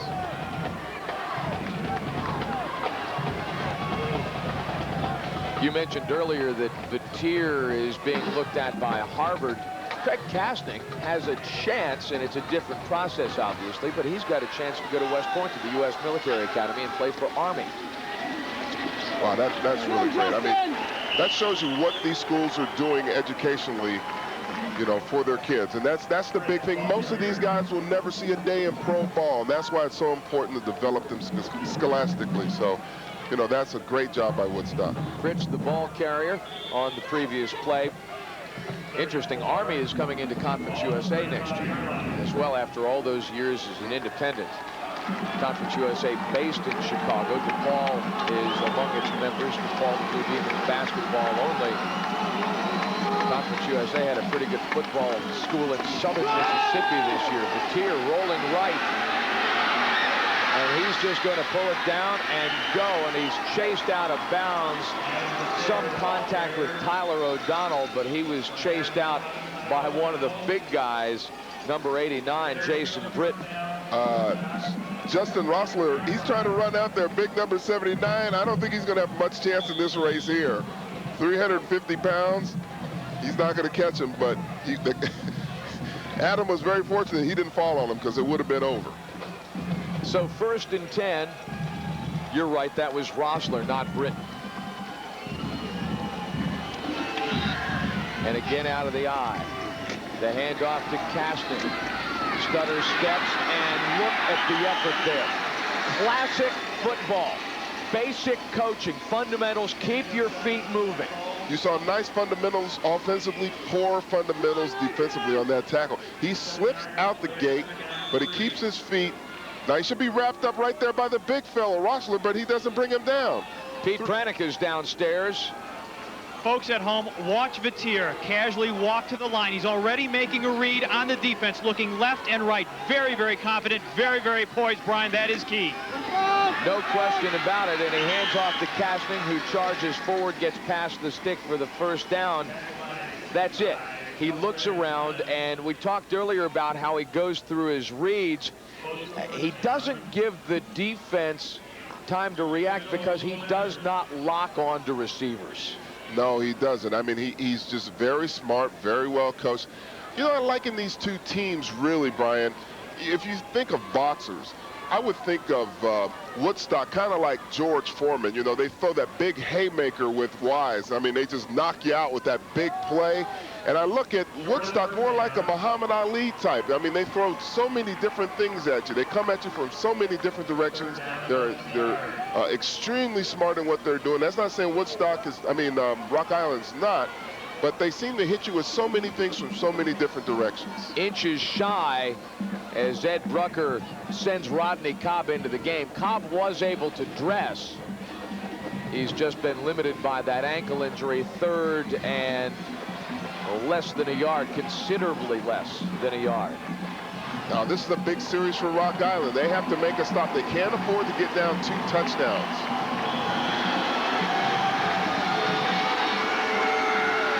Run that monster 5-2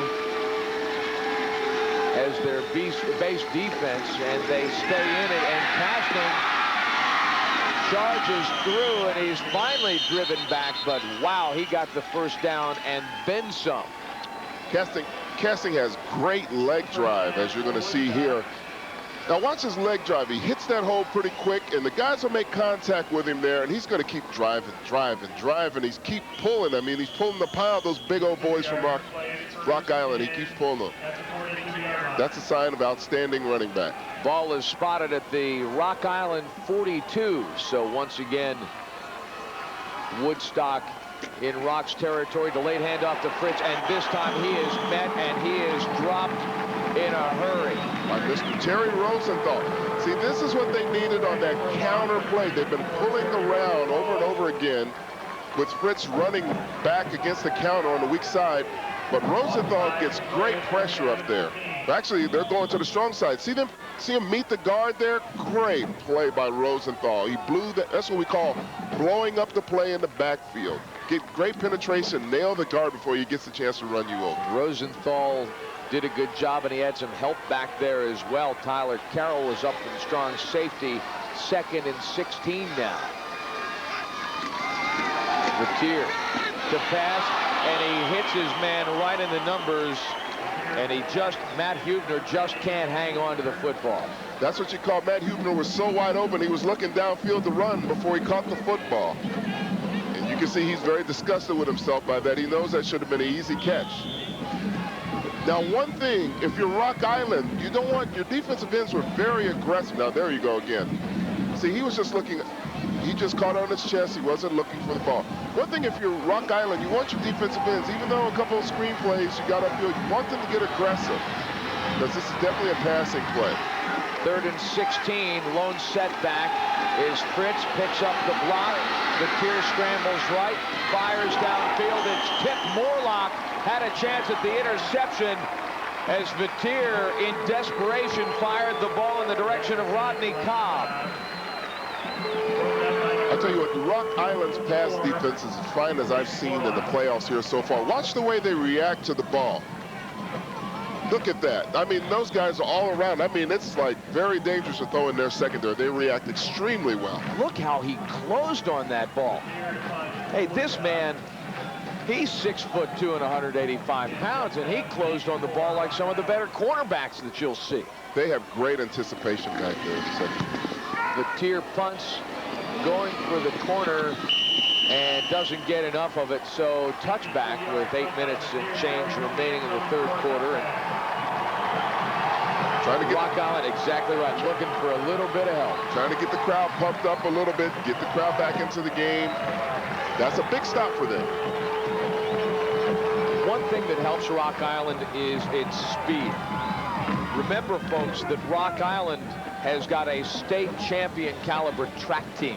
You think there's a little, the buzzword these days, Al, is synergy. You think there's a little synergy between the track team and the football team? Might be more of a synergy. I know that's not a word, but I'm trying to use, when you get singed by somebody blowing by you so fast, that might be more the speed of them. Yeah, I hear you. I hear you. Ashley Harris, the ball carrier on first down for Vic Boblet.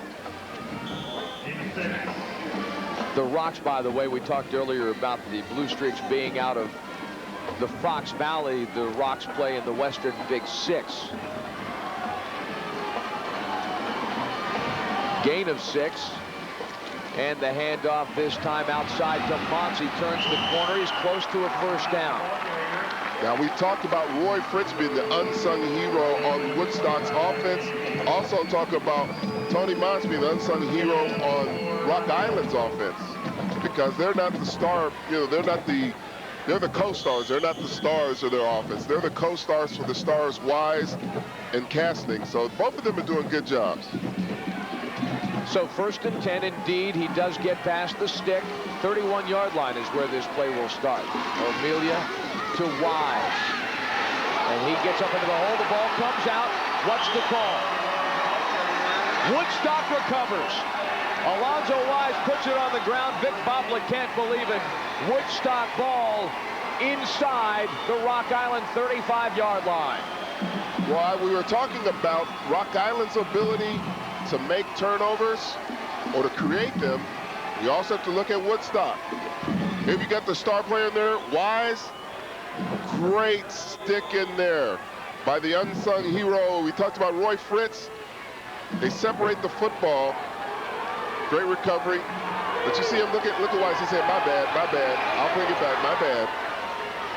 So 1st and 10 now at the 34. They're not quite in the red zone, but Woodstock is definitely in the yellow zone, and Casting has eyes for the red part. Here he goes. He's got eyes for the end zone. It's a foot race. Craig Casting scores. 34 yards.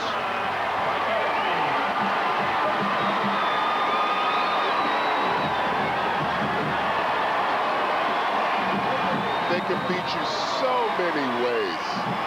So many ways. Passing. They have multiple backs that can attack you. Just a little counter there. Quick hitter right up the middle. He has excellent vision, Casting does, and he just turns on the speed there, outruns O'Donnell. Tyler O'Donnell got his feet crossed up. He had a blocker come at him, but didn't make clean contact. But O'Donnell, in worrying about that guy, was being taken to the far side of the field as Casting broke to the near side. Batir's extra point is good, and now Woodstock in the lead by 2 touchdowns. 7:06 remaining third quarter in the 5A championship game at Hancock Stadium in Normal. 3 one-play scoring drives in this game, and Woodstock has 2 of them, all of them off of turnovers. Right away, they have struck twice off, you know, the high snap, and this off the fumble. Casting just explodes out of there. Big touchdown. Off the mistake by Alonzo Wise. Ryan Sundberg is going to squib it again for the Blue Streaks. The notion is to keep it away from Alonzo Wise. Though they don't. This time they kick it right to him. 13-yard line. Past the 20. Cuts back. Takes a hit. And Brazil rolled into him. Knocked him sideways, and then he's finished off after a 16-yard return. Let's go downstairs to Pete Pranica. Pete, I think they call it sudden change. They do indeed, and you see some glazed over eyes on the Rock Island sideline. They are in shock. Number 89, Jason Britton, defensive end, sitting on the bench, shoulder slumped, head down. He's got to get his head back in the game. Rock Island not out of this game as long as Alonzo Wise is toting the mail, guys. And here he comes with his mail bag in hand. You know what, guys? I have a feeling we're going to see a steady diet of him on this. I have a feeling he walked up to the coach and said, you know, Coach, let me get us back in this game. I got us out of it. Let me get us back in. I have a feeling they're going to give him a steady diet of the ball now. Vic Boblet says that sometimes it's almost in the cards that you can't win, but championship teams find a way. Against Cary Grove, they had outgained Cary Grove 200 yards to 20 in the first half and yet led only 7-0. Wise slips one tackle and then turns it upfield. Cary Grove had no first downs, but again, Rock Island led that game only 7-0 at the half. Against Moline earlier in the season, they dominated Rock Island in the first half, but only led 7-0. Rock Island wound up coming back to win 15-12. Boblet says we have been in those kind of games. By the way, Ed Rucker there, sort of a homecoming for him. When he walked into the field house this morning, he probably had a little flashback. He played basketball here at Illinois State. O'Melia hands it off to the fullback, Ashley Harris. Now, I tell you what, Amelia is going to be in great shape running back and forth between that sideline, especially being stretched to the other side of that field. He's dashing over there immediately after the play is over. Trying to get that play in there pretty quick. Make sure they can capitalize because they're not a long striking offense as far as the passing game is concerned. Wise has 154 yards rushing. Woodstock, by the way, is one touchdown away from the 5A title game record. Wise gets a seam as he cuts it back.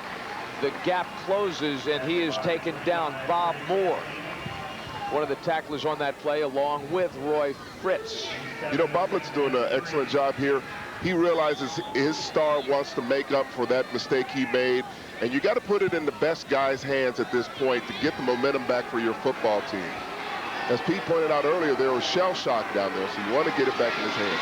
2nd and 3, 43. It's in the hands of the fullback Harris, and he gets a good gain across the 50 into Woodstock territory. Checking on the injury report, Pete Pranica. Okay, Adam Hill had a tightness in his left thigh, so what they did is they taped the pad down a little bit harder. He was in earlier, wasn't able to go full speed. Vic Boblet says, nope, sorry, we need guys that can go full speed. He just went to Coach Boblet, says, hey, wait, it's a championship game. I got to get in there on the next defensive series, so he was sprinting up and down, trying to get ready.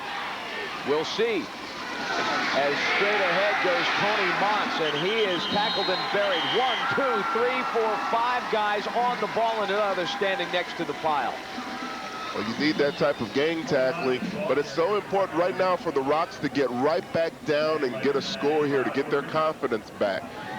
You know, and find as many ways as possible to get Wise out there one-on-one. You need to get him out there exposed. You don't want to get him in there where a lot of guys can get a shot at him. Earlier today, Alonzo Wise was averaging 15 yards a carry, and now he's taken down for a loss. Mike Brazil knifes in and makes about as sure a tackle as you're ever going to see. Yeah, Brazil does a great job here. He just tries to run right off tackle. And Brazil shoots up there, does a great job wrapping him up. Boy, I twisted up on that word, didn't I? You're okay. He did a great job there. You're okay. Shake it up. Come back, Al. That's right. That's right. I got wrapped up on that play, didn't I? 3rd down, 8 yards to go. And again to the air, O'Melia, and immediately knifed under by Rob Worth. That's Tony Montz. Now, this is a big call here. You got 4th down and just maybe a little more, about 5 yards to go. As you see him, just a quick little rollout.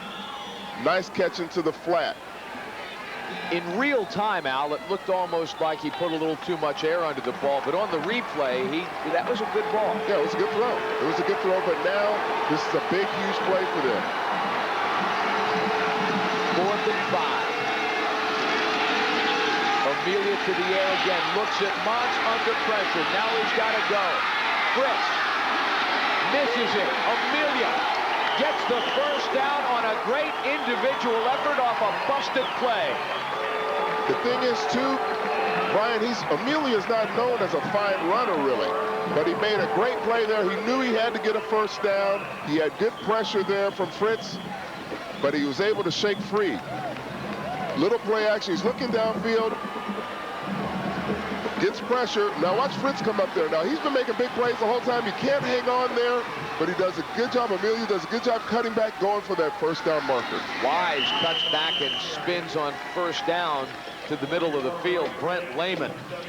had the pressure defensive tackle for the Blue Streaks. 6'4", 250 pounds. Now, Amelia is 6'3", so he wasn't able to wash over him like a wave over some of those other little guys that we've seen under center in other games down here.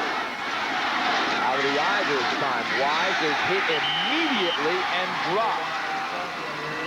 Matt Clark Johnson. I'm surprised they're not doing maybe a little more pitch action. Try to get him a little more out in the open field that he can use those great speed moves, you know. I mean, they're kind of running them kind of tight to the tackles. But, you know, who am I? I mean, he's averaged, you know, 9.3 yards a carry, 2,000 yards. Rock Island 2 of 10 on third down this afternoon. Clock running, 1:30 left, third quarter. Did Alonzo Wise get it? Don't think so. But again, you're in 4 down, not only in territory, you're in 4 down situation, down 14 points. Well, people will say, why would you be in 4 down territory when you're on the 21-yard line? Well, number one, the high school game, there are not a lot of great kickers in high school. So, you know, and you're down by 2 touchdowns to the offense that can hurt you in so many different ways. So for them, they have to go for it. Marco Zamorano has been called off the field, ordered off. He's hurt. He's on the far sideline being attended to on 4th and 1. Montz for the first down. Was it Wise? No, it was Montz. You know, one thing I've really noticed in the high school game, if it's 3rd and short, it's very tough for the defenses to stop the offenses. I don't know why that is exactly, but it seems like it's usually a pretty makeable thing. Like, you know, you get close to the goal line, it seems like people usually punch there. Well, look at how they all play a yard off the ball. Both these teams play a yard off the ball, hoping to penetrate, force, and spread you to the edge. That's a great observation there. That's probably the big key why they don't make it. I mean, why they do make it, I mean. Now, Wise doesn't make much there on first down. Not a bad game. But not 9.4 yards a carry either. Well, he started off like a jet. I mean, he had like 15 yards per carry at one point, but they've been able to slow him down. They've just made some great adjustments there on the defensive end. Time for one more play, maybe if they hurry. They get it off. Clock to triple zeros. Wise to the 10-yard line. As the third quarter expires, Rock Island is driving. There is a pulse. There is a respiration rate. They're down 2 touchdowns. But remember, we were 14-14 at the half.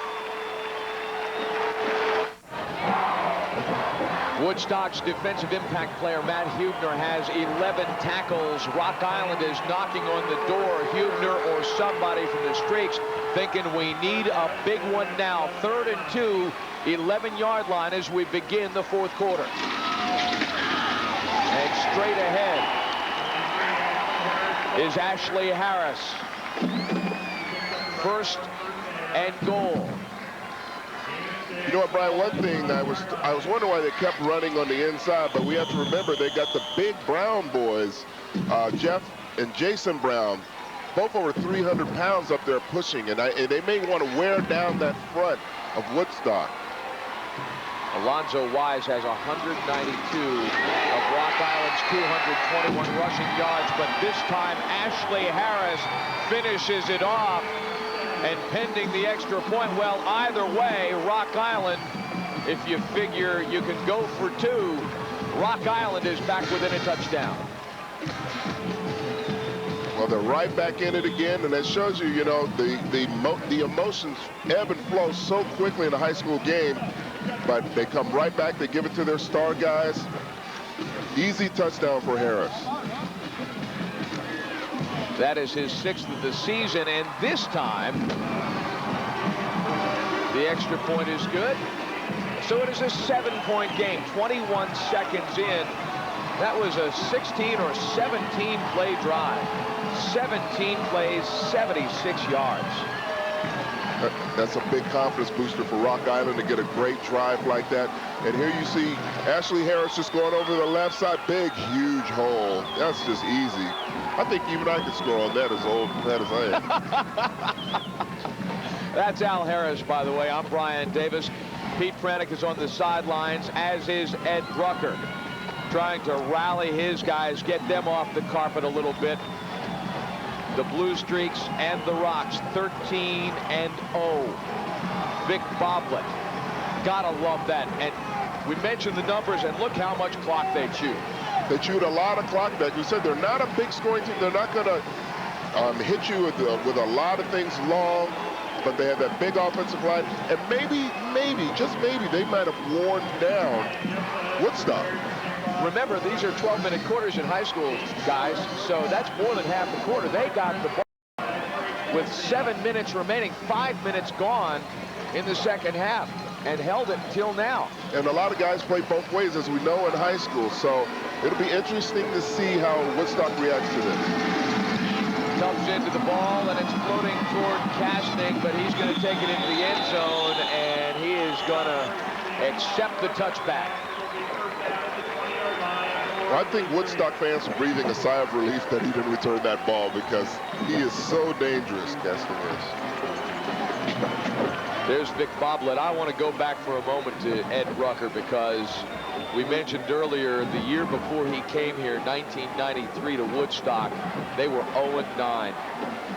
They lost their first 3 in 1994 and finished 3-6. From there to 5-4, then to 10-2. Last year they were eliminated by these same Rock Island Rocks in the quarterfinals. And here's Caston on the cutback. And the funny thing about Ed Rucker is that he was the sophomore coach at Woodstock for 19 years, and he didn't want this job. They had to talk him into it. He's trying to say, take this job and shove it, huh? I don't know if he'd quite say that, but you know, I don't know what it was. We talked briefly about it, and I don't know if he didn't feel like he had the fire or whatever, but one of the things that he worked very hard on doing, he tried to get some better athletes. You know, he doesn't have a huge squad, only about 50 guys, but he wanted character guys as well. Guys who've got heart, like that guy Craig Caston right there, who does a little pile diving, but advances the ball only a couple of yards. Well, he's definitely has some character guys. When you have guys talking about going to Ivy League schools, academies, you know, things like that, you definitely have some character guys on your team. The guys work hard. They're very well coached. As you can see, they just run very well. All the things they do, you know, are fundamental things that will have them win in the future. Woodstock very efficient, more than efficient. 5 of 8 on third down. They need 3 yards here from their own 27. Vatier dumps it off to Fritz. He's going to be taken down for a loss. Jimmy Lee. Well, see, you got to get those defensive ends up the field and get the tackles to come around there and make the play on this. Jimmy Lee does a great job of reading the screen. See, you get pressure up the field. You got to get a guy underneath. Lee is right there, makes a great tackle on Fritz. Did a nice job of shedding his block. And now Vatier will punt from his own 12-yard line. Gets a good one away. It's spinning to the near side of the field. Now back to the middle, and what a roll he's going to get. Great punt. His long this season was 69 yards. That one goes for 53. He looked like he got an extra 16, 18 yards off of that punt. Pete Pranica is downstairs. What up on the injury list, Pete? Okay, for Woodstock, number 22, Marco Zamorano. He was the player that was pulled off on that 4th down play. Twisted his left knee. His knee does carry a brace. Normally, they had to reposition the brace. They had to retape that left knee. He was hobbling in an awful lot of pain. But you know what? He's out there, Brian and Al, and he's going to give 110% because this is a game he won't forget for the rest of his life. Absolutely not. Marco Zamorano, the nose tackle. And again, some pile driving at the line of scrimmage.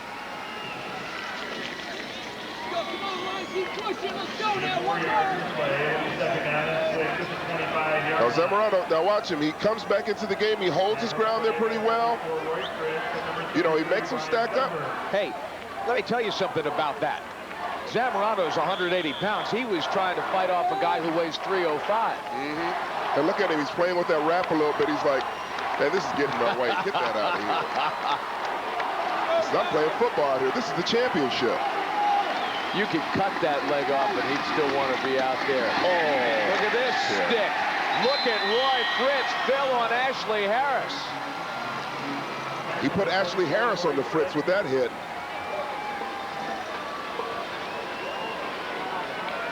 This is the type of lick you like. Let's listen to that hit.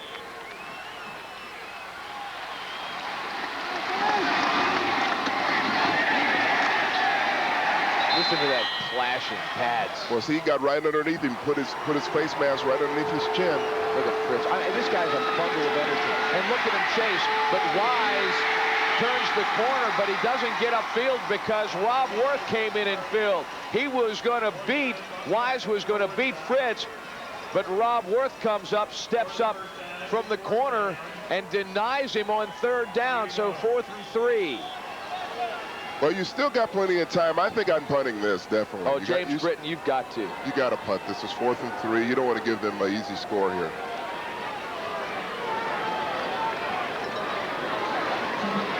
James Britton and Jason Britton playing up on the line. You always got blood on your head. Puts the ball up. Low liner, end over end. It takes a Rock Island bounce, but Caston flags it down. He dances Moorlock. Hill gets an arm on him, and he's taken down. Woodstock takes over at about the 32-yard line. You know, Casting has great hands. He fielded that once again with one hand.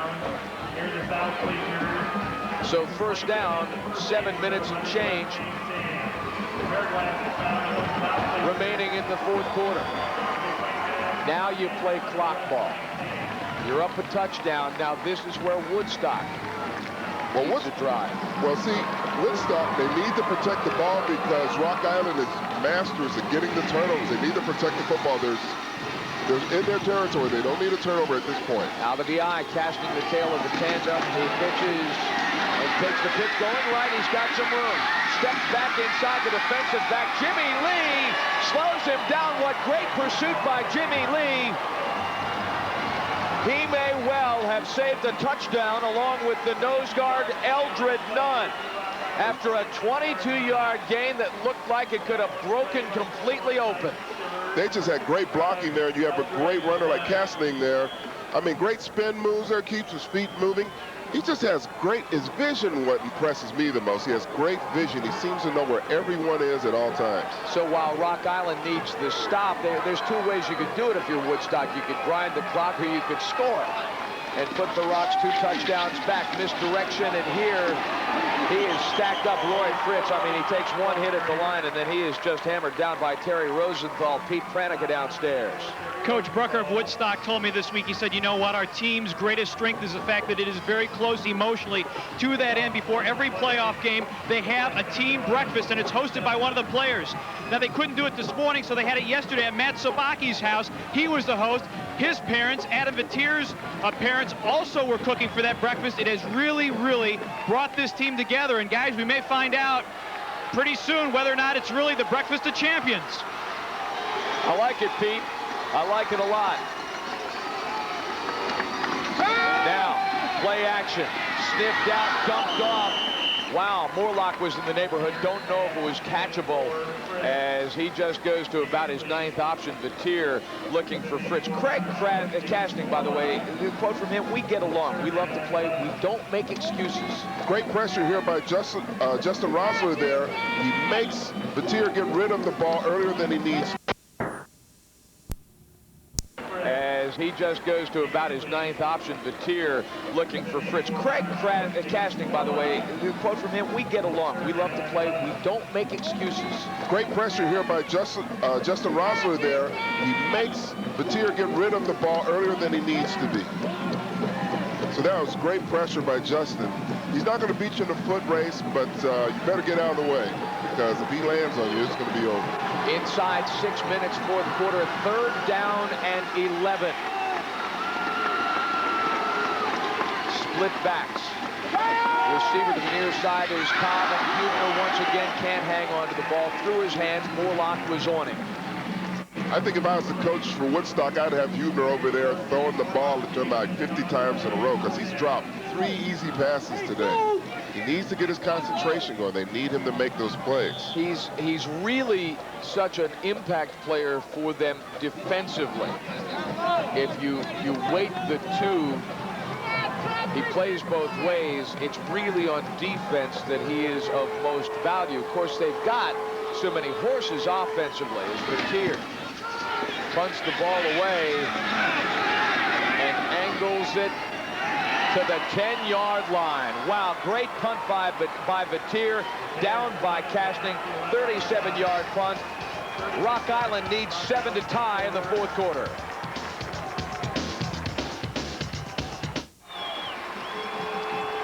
Woodstock with a 7-point lead. Rock Island with 89 yards to go to the house. Coming up next, there's some fans for the Lincoln Way Knights who will play the Blazers of Addison Trail in the 6A title game. Mike Lederman and Jack McInerney next on Sports Channel. Don't you dare touch that dial. Here's Wise. Falls down short of the line of scrimmage. And who makes the play once again? Roy Fritz. This guy is all over the field. Looked like he may have lost his balance as well. Alonzo Wise, he makes those good cuts, but a couple of times today it looks as if he's lost the edge a little bit as he turns the corner. Loss of 2. 2nd and 12 for the Rocks at the 9-yard line. O'Melia, 3 men in the backfield. Mons in motion. And again, the handoff to the fullback Harris, and there is just nothing there for him. Couple of yards, that's it. 3rd and 10. They're turning it on up on the field.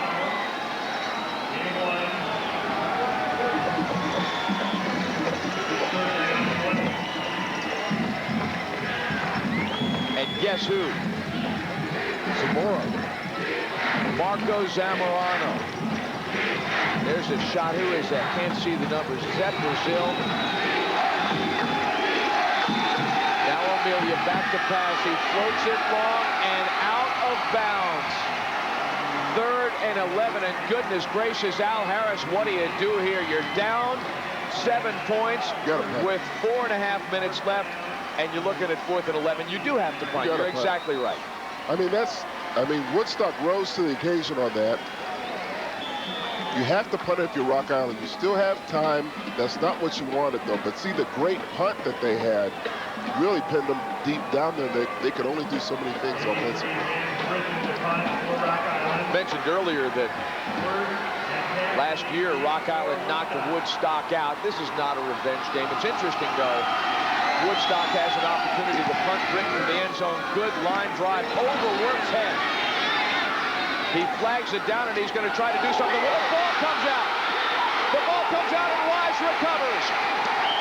Wise is dragged down by Dave Davis, but what a turn of events for Rock Island.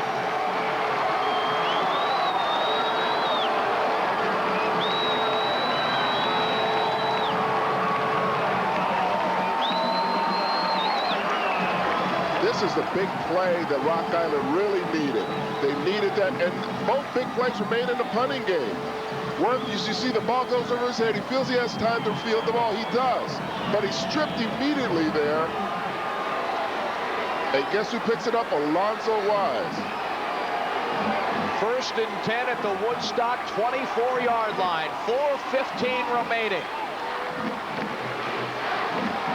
That was an outstanding play. You know who stripped him? Jason Morlock, their big play specialist. Out of the eye now. Mons in motion, handoff to Wise. They're going to ride that pony if they can. But again, Woodstock has reacted well in the latter stages of this game. They're just not letting him get off. You know, if I was them, I think if I was Rock Island, I'd try to run a screen because Woodstock is coming so hard, so fast across the line. I would try to run a screen to Wise, try to get him out there in open field. If you have him run inside, you're actually playing to the strength of I think, Woodstock. Wise and Mons on the edges. Wise in motion. The handoff to Mons. He's got some room. He's strung out, though, as Matt Huebner. You caught it. You said, that his strength is defense. And I think, you know, he realizes that he's missed some big opportunities on the offensive end. He's come back defensively and made some fine plays. It looked like Mons had a ton of room, and Huebner shed his block and stepped over to that end and strung him out for no gain. Just great wrap up there. I mean, he couldn't do anything about that. He was just nailed. In fact, that was a tackle for loss. Great design, better execution defensively. 3 minutes remaining, fourth quarter. Clock is running. Here's why. Breaks through, breaks one tackle. Oh! Down toward the goal line. Not quite, but second and third effort. I think its name is Alonzo Wise. Wow, what a run.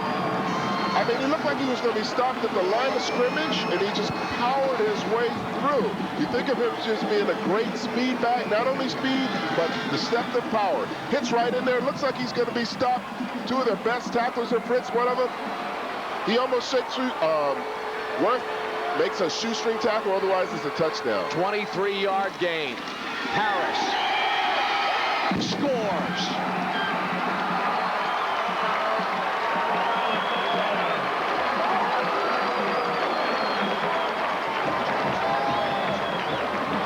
Well, you look, both teams now have had, you know, special team plays that have cost the other team a touchdown, and it seems like it's evened up here.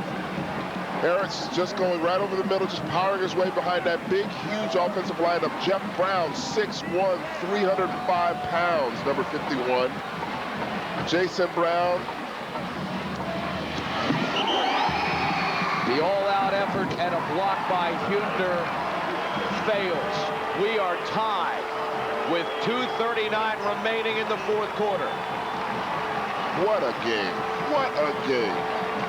Ashley Harris, his second touchdown of the afternoon. Alonzo Wise has scored twice. Alonzo Wise, playing special teams, has done a little CPR on his own ball club. That's amazing. You have your top star playing on the punt coverage team, but I think there's a reason for that, because when you have Casely on the, you know, returning for the Blue Streaks, he's going to break some, so you definitely want to get your best athletes out there. Greg Kastning is a breakaway guy, and he does do those kind of things. We saw him earlier, a 54-yard kickoff return. His interception returns, you know, of 50 and 60 and 70 and 80-plus yards. Well, if I'm Rock Island right now, I'm definitely not kicking to him. I'm going to kick a squib, and I'll take my chances with someone else. I will not kick to that guy. He has just too much great vision, quick feet, determination. Unless I'm sure my kicker can boot it out of the end zone like he did last time. But I'm definitely trying. If I'm going to kick it hard, I'm kicking it away from him. I'll put it in Fritz's hands and take my chances. Even though Fritz has hurt him, but I think I'll take my chances with him. Turnovers today have been huge for both sides. And Tubbs kicks away and over Craig Kasting's head. It's a moot point. It's a touchback. You know what was interesting on that play? They had the guys up on the line of scrimmage like they were thinking it would be an onside kick. That was an interesting call there by Woodstock, because they had their guys up there like it was going to be an onside kick. I don't know if I would have done that if I was Rock Island. Pete Pranica is downstairs talking close games in the Blue Streaks. Pete? Well, the Blue Streaks haven't had very many, Brian. Their closest game, a 41-33 win over McHenry back on September the 5th. Otherwise, they've been blowing people out 47-8, 49-21, 38-0. This is uncharted waters for them, Brian. Kasting to the left side, turns the corner, gets past Tyler Carroll and is forced out by J.J. Tubbs. You mentioned that victory over McHenry. That was really sort of a signature for Woodstock. That was their key building block for this undefeated season. They beat McHenry. McHenry had been 8-0, had dominated the Fox Valley last year, took a 14-0 lead on Woodstock in this game, week 2. Now watch this play here. Nice cutback there by Casey. He just turns on the speed around that corner. No one's going to catch him. They won that McHenry game, by the way, 41-33. Castning again. Gets some room. Look out. Castning with the extra gear. Shivers. Rides him out of bounds at the 30-yard line. Looks like Castning said, here, fellas, just jump on my back. I'll bring the title home for you. 35 yards. We're watching two of the best running backs in the States go head up. Nice little counter move, big hole, cuts back to us. He loves running to his left. The one thing that Rock Island's kind of short on, they don't have a lot of team speed outside. At the half, we talked about Craig Castning out of a sense that maybe there was more in the tank that this guy could deliver. Wasn't trying to down him in any way, but he had more in the tank, and we've seen it. Split backfield, Castning again, straight up the gut, cuts to the left side, first down, and an ankle tackle saves the touchdown. Jeff Tubbs got a hold of him, but the Blue Streaks are in the red zone, 17 yards. Now, this is just a great play, great deal of running there. Now, he continues to his left, but he has those feet moving very strong. He's very quick. He loves running to his left when he hits through that hole. But now, Brian, we have time as a factor. 2 minutes and 14 seconds left. Now, if you're Woodstock, you want to run as much clock off as possible before, to give them a lot less chance to score. But at the same time, you still want to score. If you're Rock Island, you're going to have to maybe start calling some timeouts, and that's going to hurt you if you have to get the ball back. And that's what they've done here. Timeout Rocks, 2:14 remaining. Craig Castning, 185 yards. We have seen, as you say, two of the best there are going head up, and it is made for a great, great football game. And you know the amazing thing about this? A lot of his runs have been right up in between those big guys, Nunn, Rossler, and Jimmy Lee. I mean, those guys average probably about 270 pounds. You're talking about Rossler 350, Nunn going 252, Jimmy Lee 252. They're just running right up the middle. Right actually at I would think their strength of their defense would be, at least from a size standpoint. He is 1 yard away, Castning is, from a title game rushing record. Philip Adler of Wheaton Warrenville South, 24 carries, 186 yards in 1992.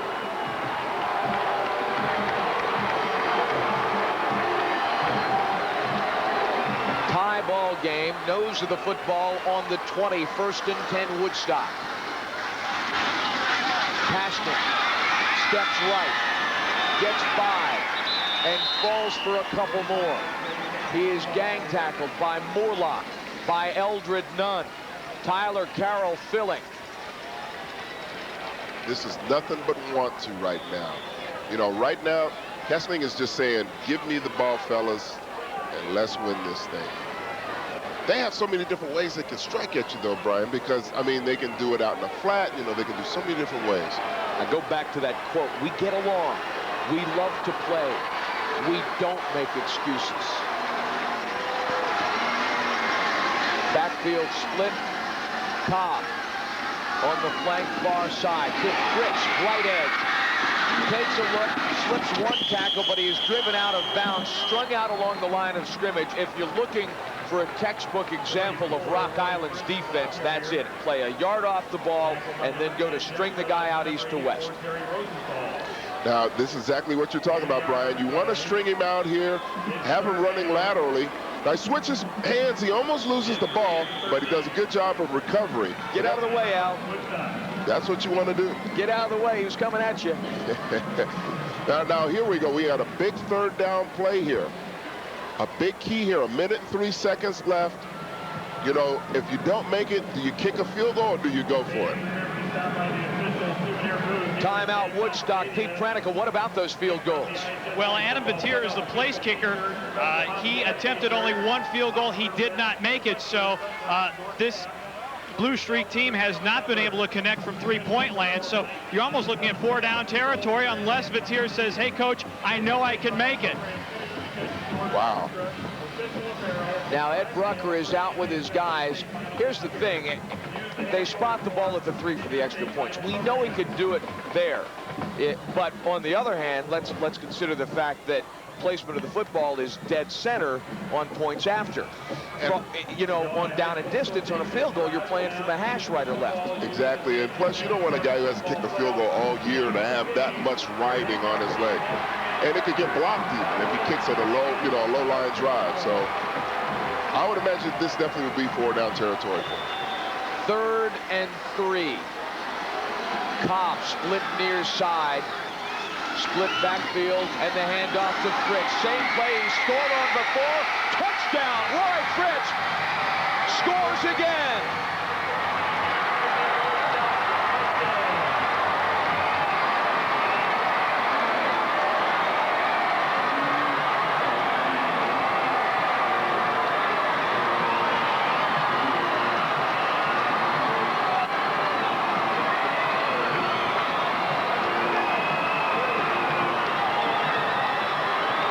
Fritz has scored 3 touchdowns today, all on the same play, none bigger, as Woodstock takes the lead with 57 seconds remaining. 34-28. Vatir's extra point makes it 35-28. Rock Island's got to move in a hurry. They scored on that play earlier, what they ran, that counter OT with Fritz hitting around the end, big, powerful running back. Now, they've been doing this to him basically all day. They're pulling there. See, there's the guys coming around the end. He hits back on the inside. The tackle should have been made there, but you got a strong running back who's very determined. You know, Woodstock made up their mind to come in a hurry. His emotion. Roy Fritz, I've been noticing him all day long. The guy is just a ball of energy, a ball of desire, a ball of emotion. Look at that. 5 rushing touchdowns. Tie a record. I'll tell you what, that is outstanding. And they're doing it against a fine team. Now, Rock Island, remember, they have busted off some big chunks of yardage. So we're under a minute remaining. But they still have a certain guy by the name of Alonzo Wise. I think he's going to be wearing about 11 white shirts on his next drive. I think they're going to look at him the whole time. But you know what? They got 2 timeouts left right now, 57 seconds. They don't have a good passing game. This is what we talked about early in pregame. So what do you do if you're Sunbird? Do you squib it or do you kick away to make them come from farther? Or do you squib it so that you know Wise won't get the football? I'd squib it and take my chances. I'm not going to let Wise beat me on one play. Thank you, Coach. That's Tyler Carroll. Now back to Wise. Here he goes. Oh, look out. Alonzo Wise spins, breaks one tackle, breaks another, can't break the last. Dave Davis makes maybe the biggest special teams play of the year for Woodstock. Do we have an unbelievable game or what? Well, they had an answer for me. Said, okay, squib it, we'll lateral it. We'll get it to him somehow. And he hits with a full head of steam. I thought he was going to shake by the last man there. He does a great job of coming up, making the play. 39 yards. 1st and 10, Rock Island. Woodstock 37. Harris spins, fights his way, and is finally driven back by Roy Fritz. Now we have to pay attention to time. 36 seconds and counting. They have 2 timeouts. They need to start looking at their timeouts and need to get up for the line of scrimmage if they're not going to do it right away. Chris Hartwig also on the tackle in the Rocks call time with 30 seconds left. Now, you know what? This is smart heads-up play. They know they're going to squib it. They know they're not going to get in his hands, but they haven't planned, and it was just a great pitch there by Carroll. And there he is, one-on-one. That's a scary situation to be in. Does great spin moves there. Craig Casting spun Wise and allowed Dave Davis, whom Wise had already beat, to catch up to the play. That's all part of being the team. I mean, that might be the biggest play in the game. I mean, it's 30 seconds left, 1 timeout with a team that's not used to throwing the football. 5'6", Dave Davis is, 155 pounds. He's probably, well, he just there played like he's 7 foot tall. Gigantic play for them so far. Now let's see if Rock Island can answer. 2nd and 4.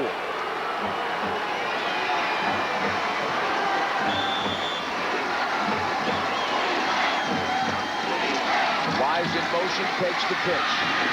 Out to the sideline. Well, the one nice thing about going to the sideline, they stop the clock. He needed to get to the 20, between the 28 and 27-yard line, and he only gained the 30, so just a yard on the play. And it's 3rd down.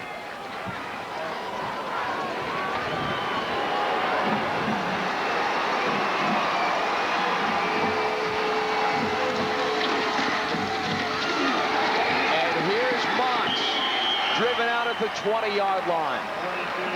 Wow, that worked out perfect for Rock Island. Not only does Mons run up inside, he's smart enough to bounce to the outside and run out of bounds with a guy hanging on him.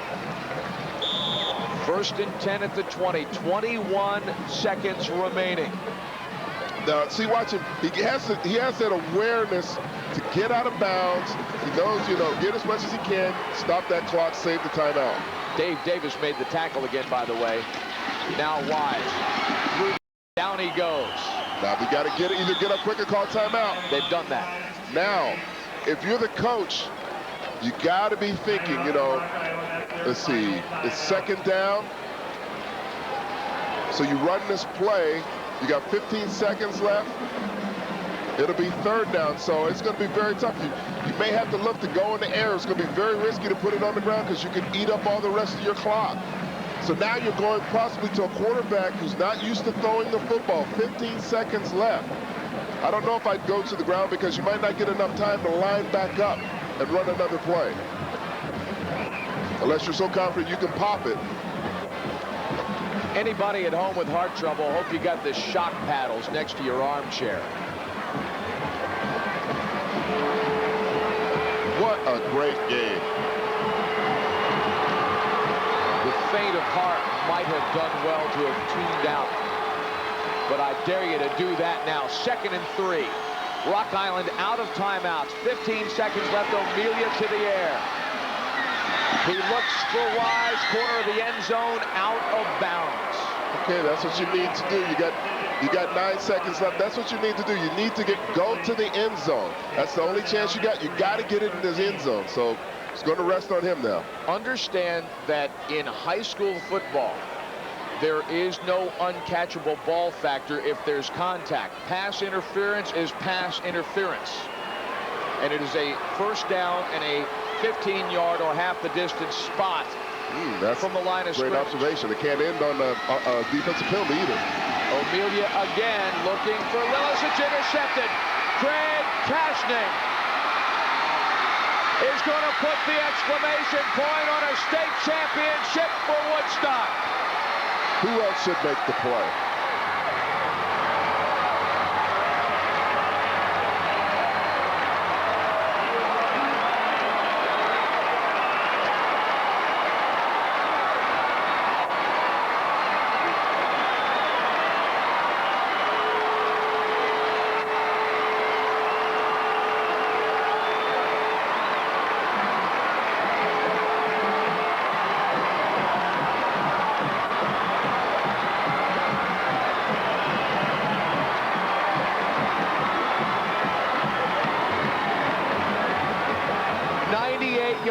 On the interception return, and it is in a moment symbolic of the road the Blue Streaks have traveled. 4 years ago, this team was nowhere.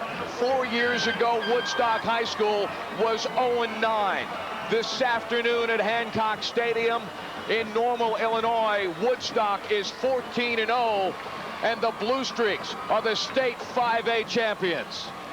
I tell you what, that is something that every guy dreams about. Last play of the game, it can decide the championship for you. I mean, you dream of that sort of moment. And who else McCaslin to make that play. Who else? Who else? I mean, you know what I'm saying? This guy has really carried Woodstock on his shoulders, and he makes a gigantic play like that. The other thing we talked about was at the beginning of the game, we said, now if the ball game has to end up in the quarterback's hand for Rock Island, they're going to have problems because he throws for less than 50%, and we saw that on that last play. Vic Boblet is talking to his team at the 35-yard line. There are any number of analogies that you could use to describe the swiftness with which his season has just ended. Well, I tell you what, they have nothing to be ashamed of. Rock Island doesn't. I mean, this is just a great game by two evenly matched ball clubs who gave everything they had. Look at them raise the helmets. Look at that pride. A lot of tears also.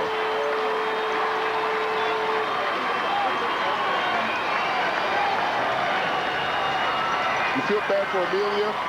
You know he was trying to give everything he had. And, you know, that just happens. When you're not used to throwing the football, these things can happen to you. You see, he rolls out. He's trying to go towards the end zone. Oh, the ball was tipped, actually, at the line of scrimmage. The ball was tipped at the line of scrimmage. And we don't know if it was Hubner, 88, because he suddenly appears in the screen. We couldn't see exactly. The intended receiver was John Lillis, the possession guy, and your final score should actually read, what, 41-28. Oh, he was out of bounds. It was not a touchdown. He was knocked out of bounds.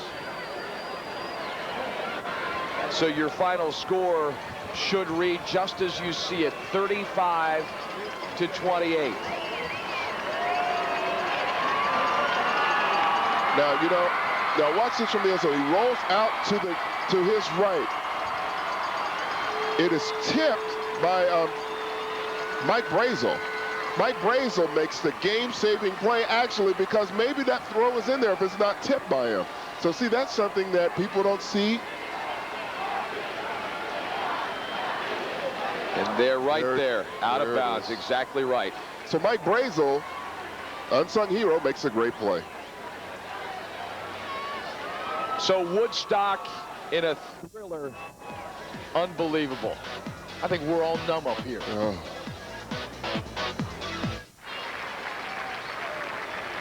There's Alonzo Wise, head down, but this young man has an awful lot to be proud of as he accepts his second place medal in the Rocks of Rock Island.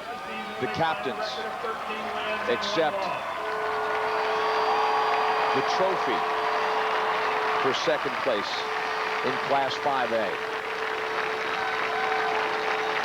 Yeah, that's nice. The Woodstock players clapping for Rock Island there. It shows you the sportsmanship which they've talked about having here, and that's just great to see two great teams just going after each other. I think in time this will look better than it certainly feels now. In time, these guys will look back, and I'm not just blowing smoke here. This is the kind of thing that you'll sit around at the coffee shop 10 years down the road and you'll say, you guys remember that game we played against Woodstock in the championship? Wait till these guys get to be grandpas. This game will go triple overtime when it'll be 65-64, and the score will change who won and who lost. You've kind of tasted some of this yourself, haven't you? Yeah, we did. When I was a senior in high school, we lost the championship in Hawaii by 1 point. And it went down to, you know, a last-second type of deal. So there's a lot of emotions in these sort of things.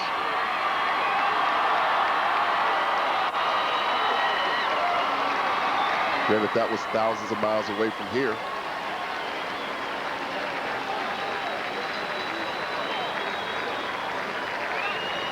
As they line it up, we notice off camera Alonzo Wise and Vic Boblet coming near side.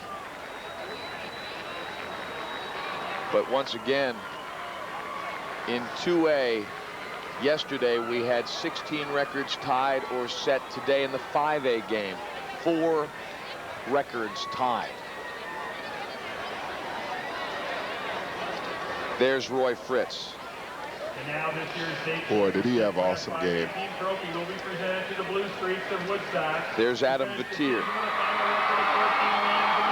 There's a lot of happy Blue Streak fans, and Craig Kastnick hoists the hardware. You know, these guys did not have a cakewalk through here. I mean, they played the best teams that could be shown to them, and they took everyone on and played them to the maximum. A well-deserved championship. Well, let's take a look at the play that iced the game. It was indeed the Pepsi play of the game. Well, just a simple roll out there. Mike Brazil gets his hand up and tips it. See the ball wobbling there? See, that's all the difference in the play. Maybe that's a touchdown. Who knows? Well, as Ashley Harris really saved it by knocking Kastnick out of bounds. An unbelievable finish to an unbelievable day. Hey, the 6A game is coming up too on Sports Channel.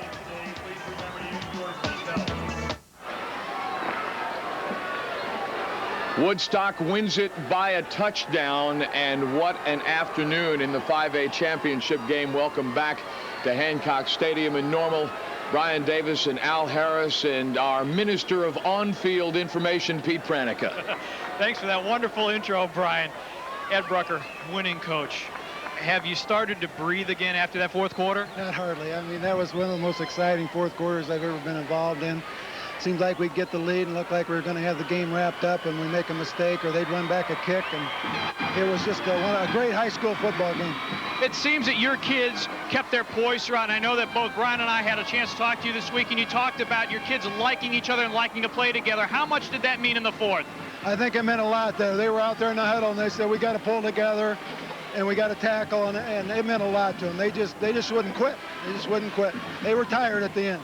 When you took this job in 1994, you go 3-6. Did you ever dream about a state championship? Not at that time. I knew we had some good freshmen, but the dream of that would have been stupid, I think. We were hoping we could, but this is just a dream come true. Congratulations and enjoy. Thank you. Coach Ed Brucker from Woodstock, overcome really by the moment. A tremendous football game, guys. You couldn't ask for much more. A team coming back very, very close, showing what they're made of in the fourth quarter. They win it by a touchdown to win the 5A state title. Guys? Pete, thanks very much. And Al, when you consider that Ed Brucker didn't want the job, I'm gonna throw something at you that it was actually uttered by his counterpart, Vic Boblin, talking about adverse situations, talking about how champions find the way to win. We had two really huge-hearted groups of football players on the field this afternoon, and in the end, it was the true champions, really arguably the rightful champions that found the way to win. Well, I mean, like you were saying, there really were two champions in this game today. I mean, ultimately, Woodstock won it, but Rock Island was a champion in its own right. It didn't quit when they got behind. They kept coming back. How classic was it? Special teams and great defense. In the end, turnovers really decide this football game. Yes, they sure did. And, you know, if you remember, Morlock made some great plays, stripping the returner of the ball. You know, but they have a great stop there, and it keeps them out of the end zone. I think we burned up the videotape machines in the truck with the number of highlights in this game.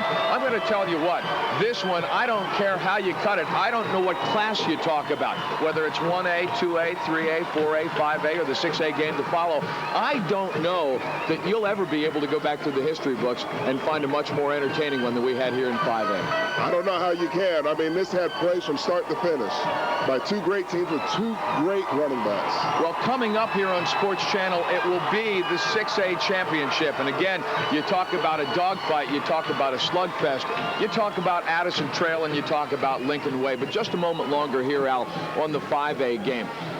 In the end, I think that probably both coaches accomplished much of what they want. And in the end, I think you give Rock Island a great deal of credit for falling behind 2 touchdowns. Remember, this team gained 93% 50% of its yardage spans on the ground, but this team came back from 14 points down in the second half. Yeah, they did. And that was the one thing we talked about earlier in the game. We didn't know if they could do that, but they got a couple big plays, especially off that punt. That was a great play. Al, it's been great working. Congratulations. Great working with you. Congratulations to the guys in the truck. Everybody here on the crew has done a heck of a job with Pete Pranica. I'm Brian Davis. Time for us to back on out of here and hand it off to the guys who will bring you the 6A game.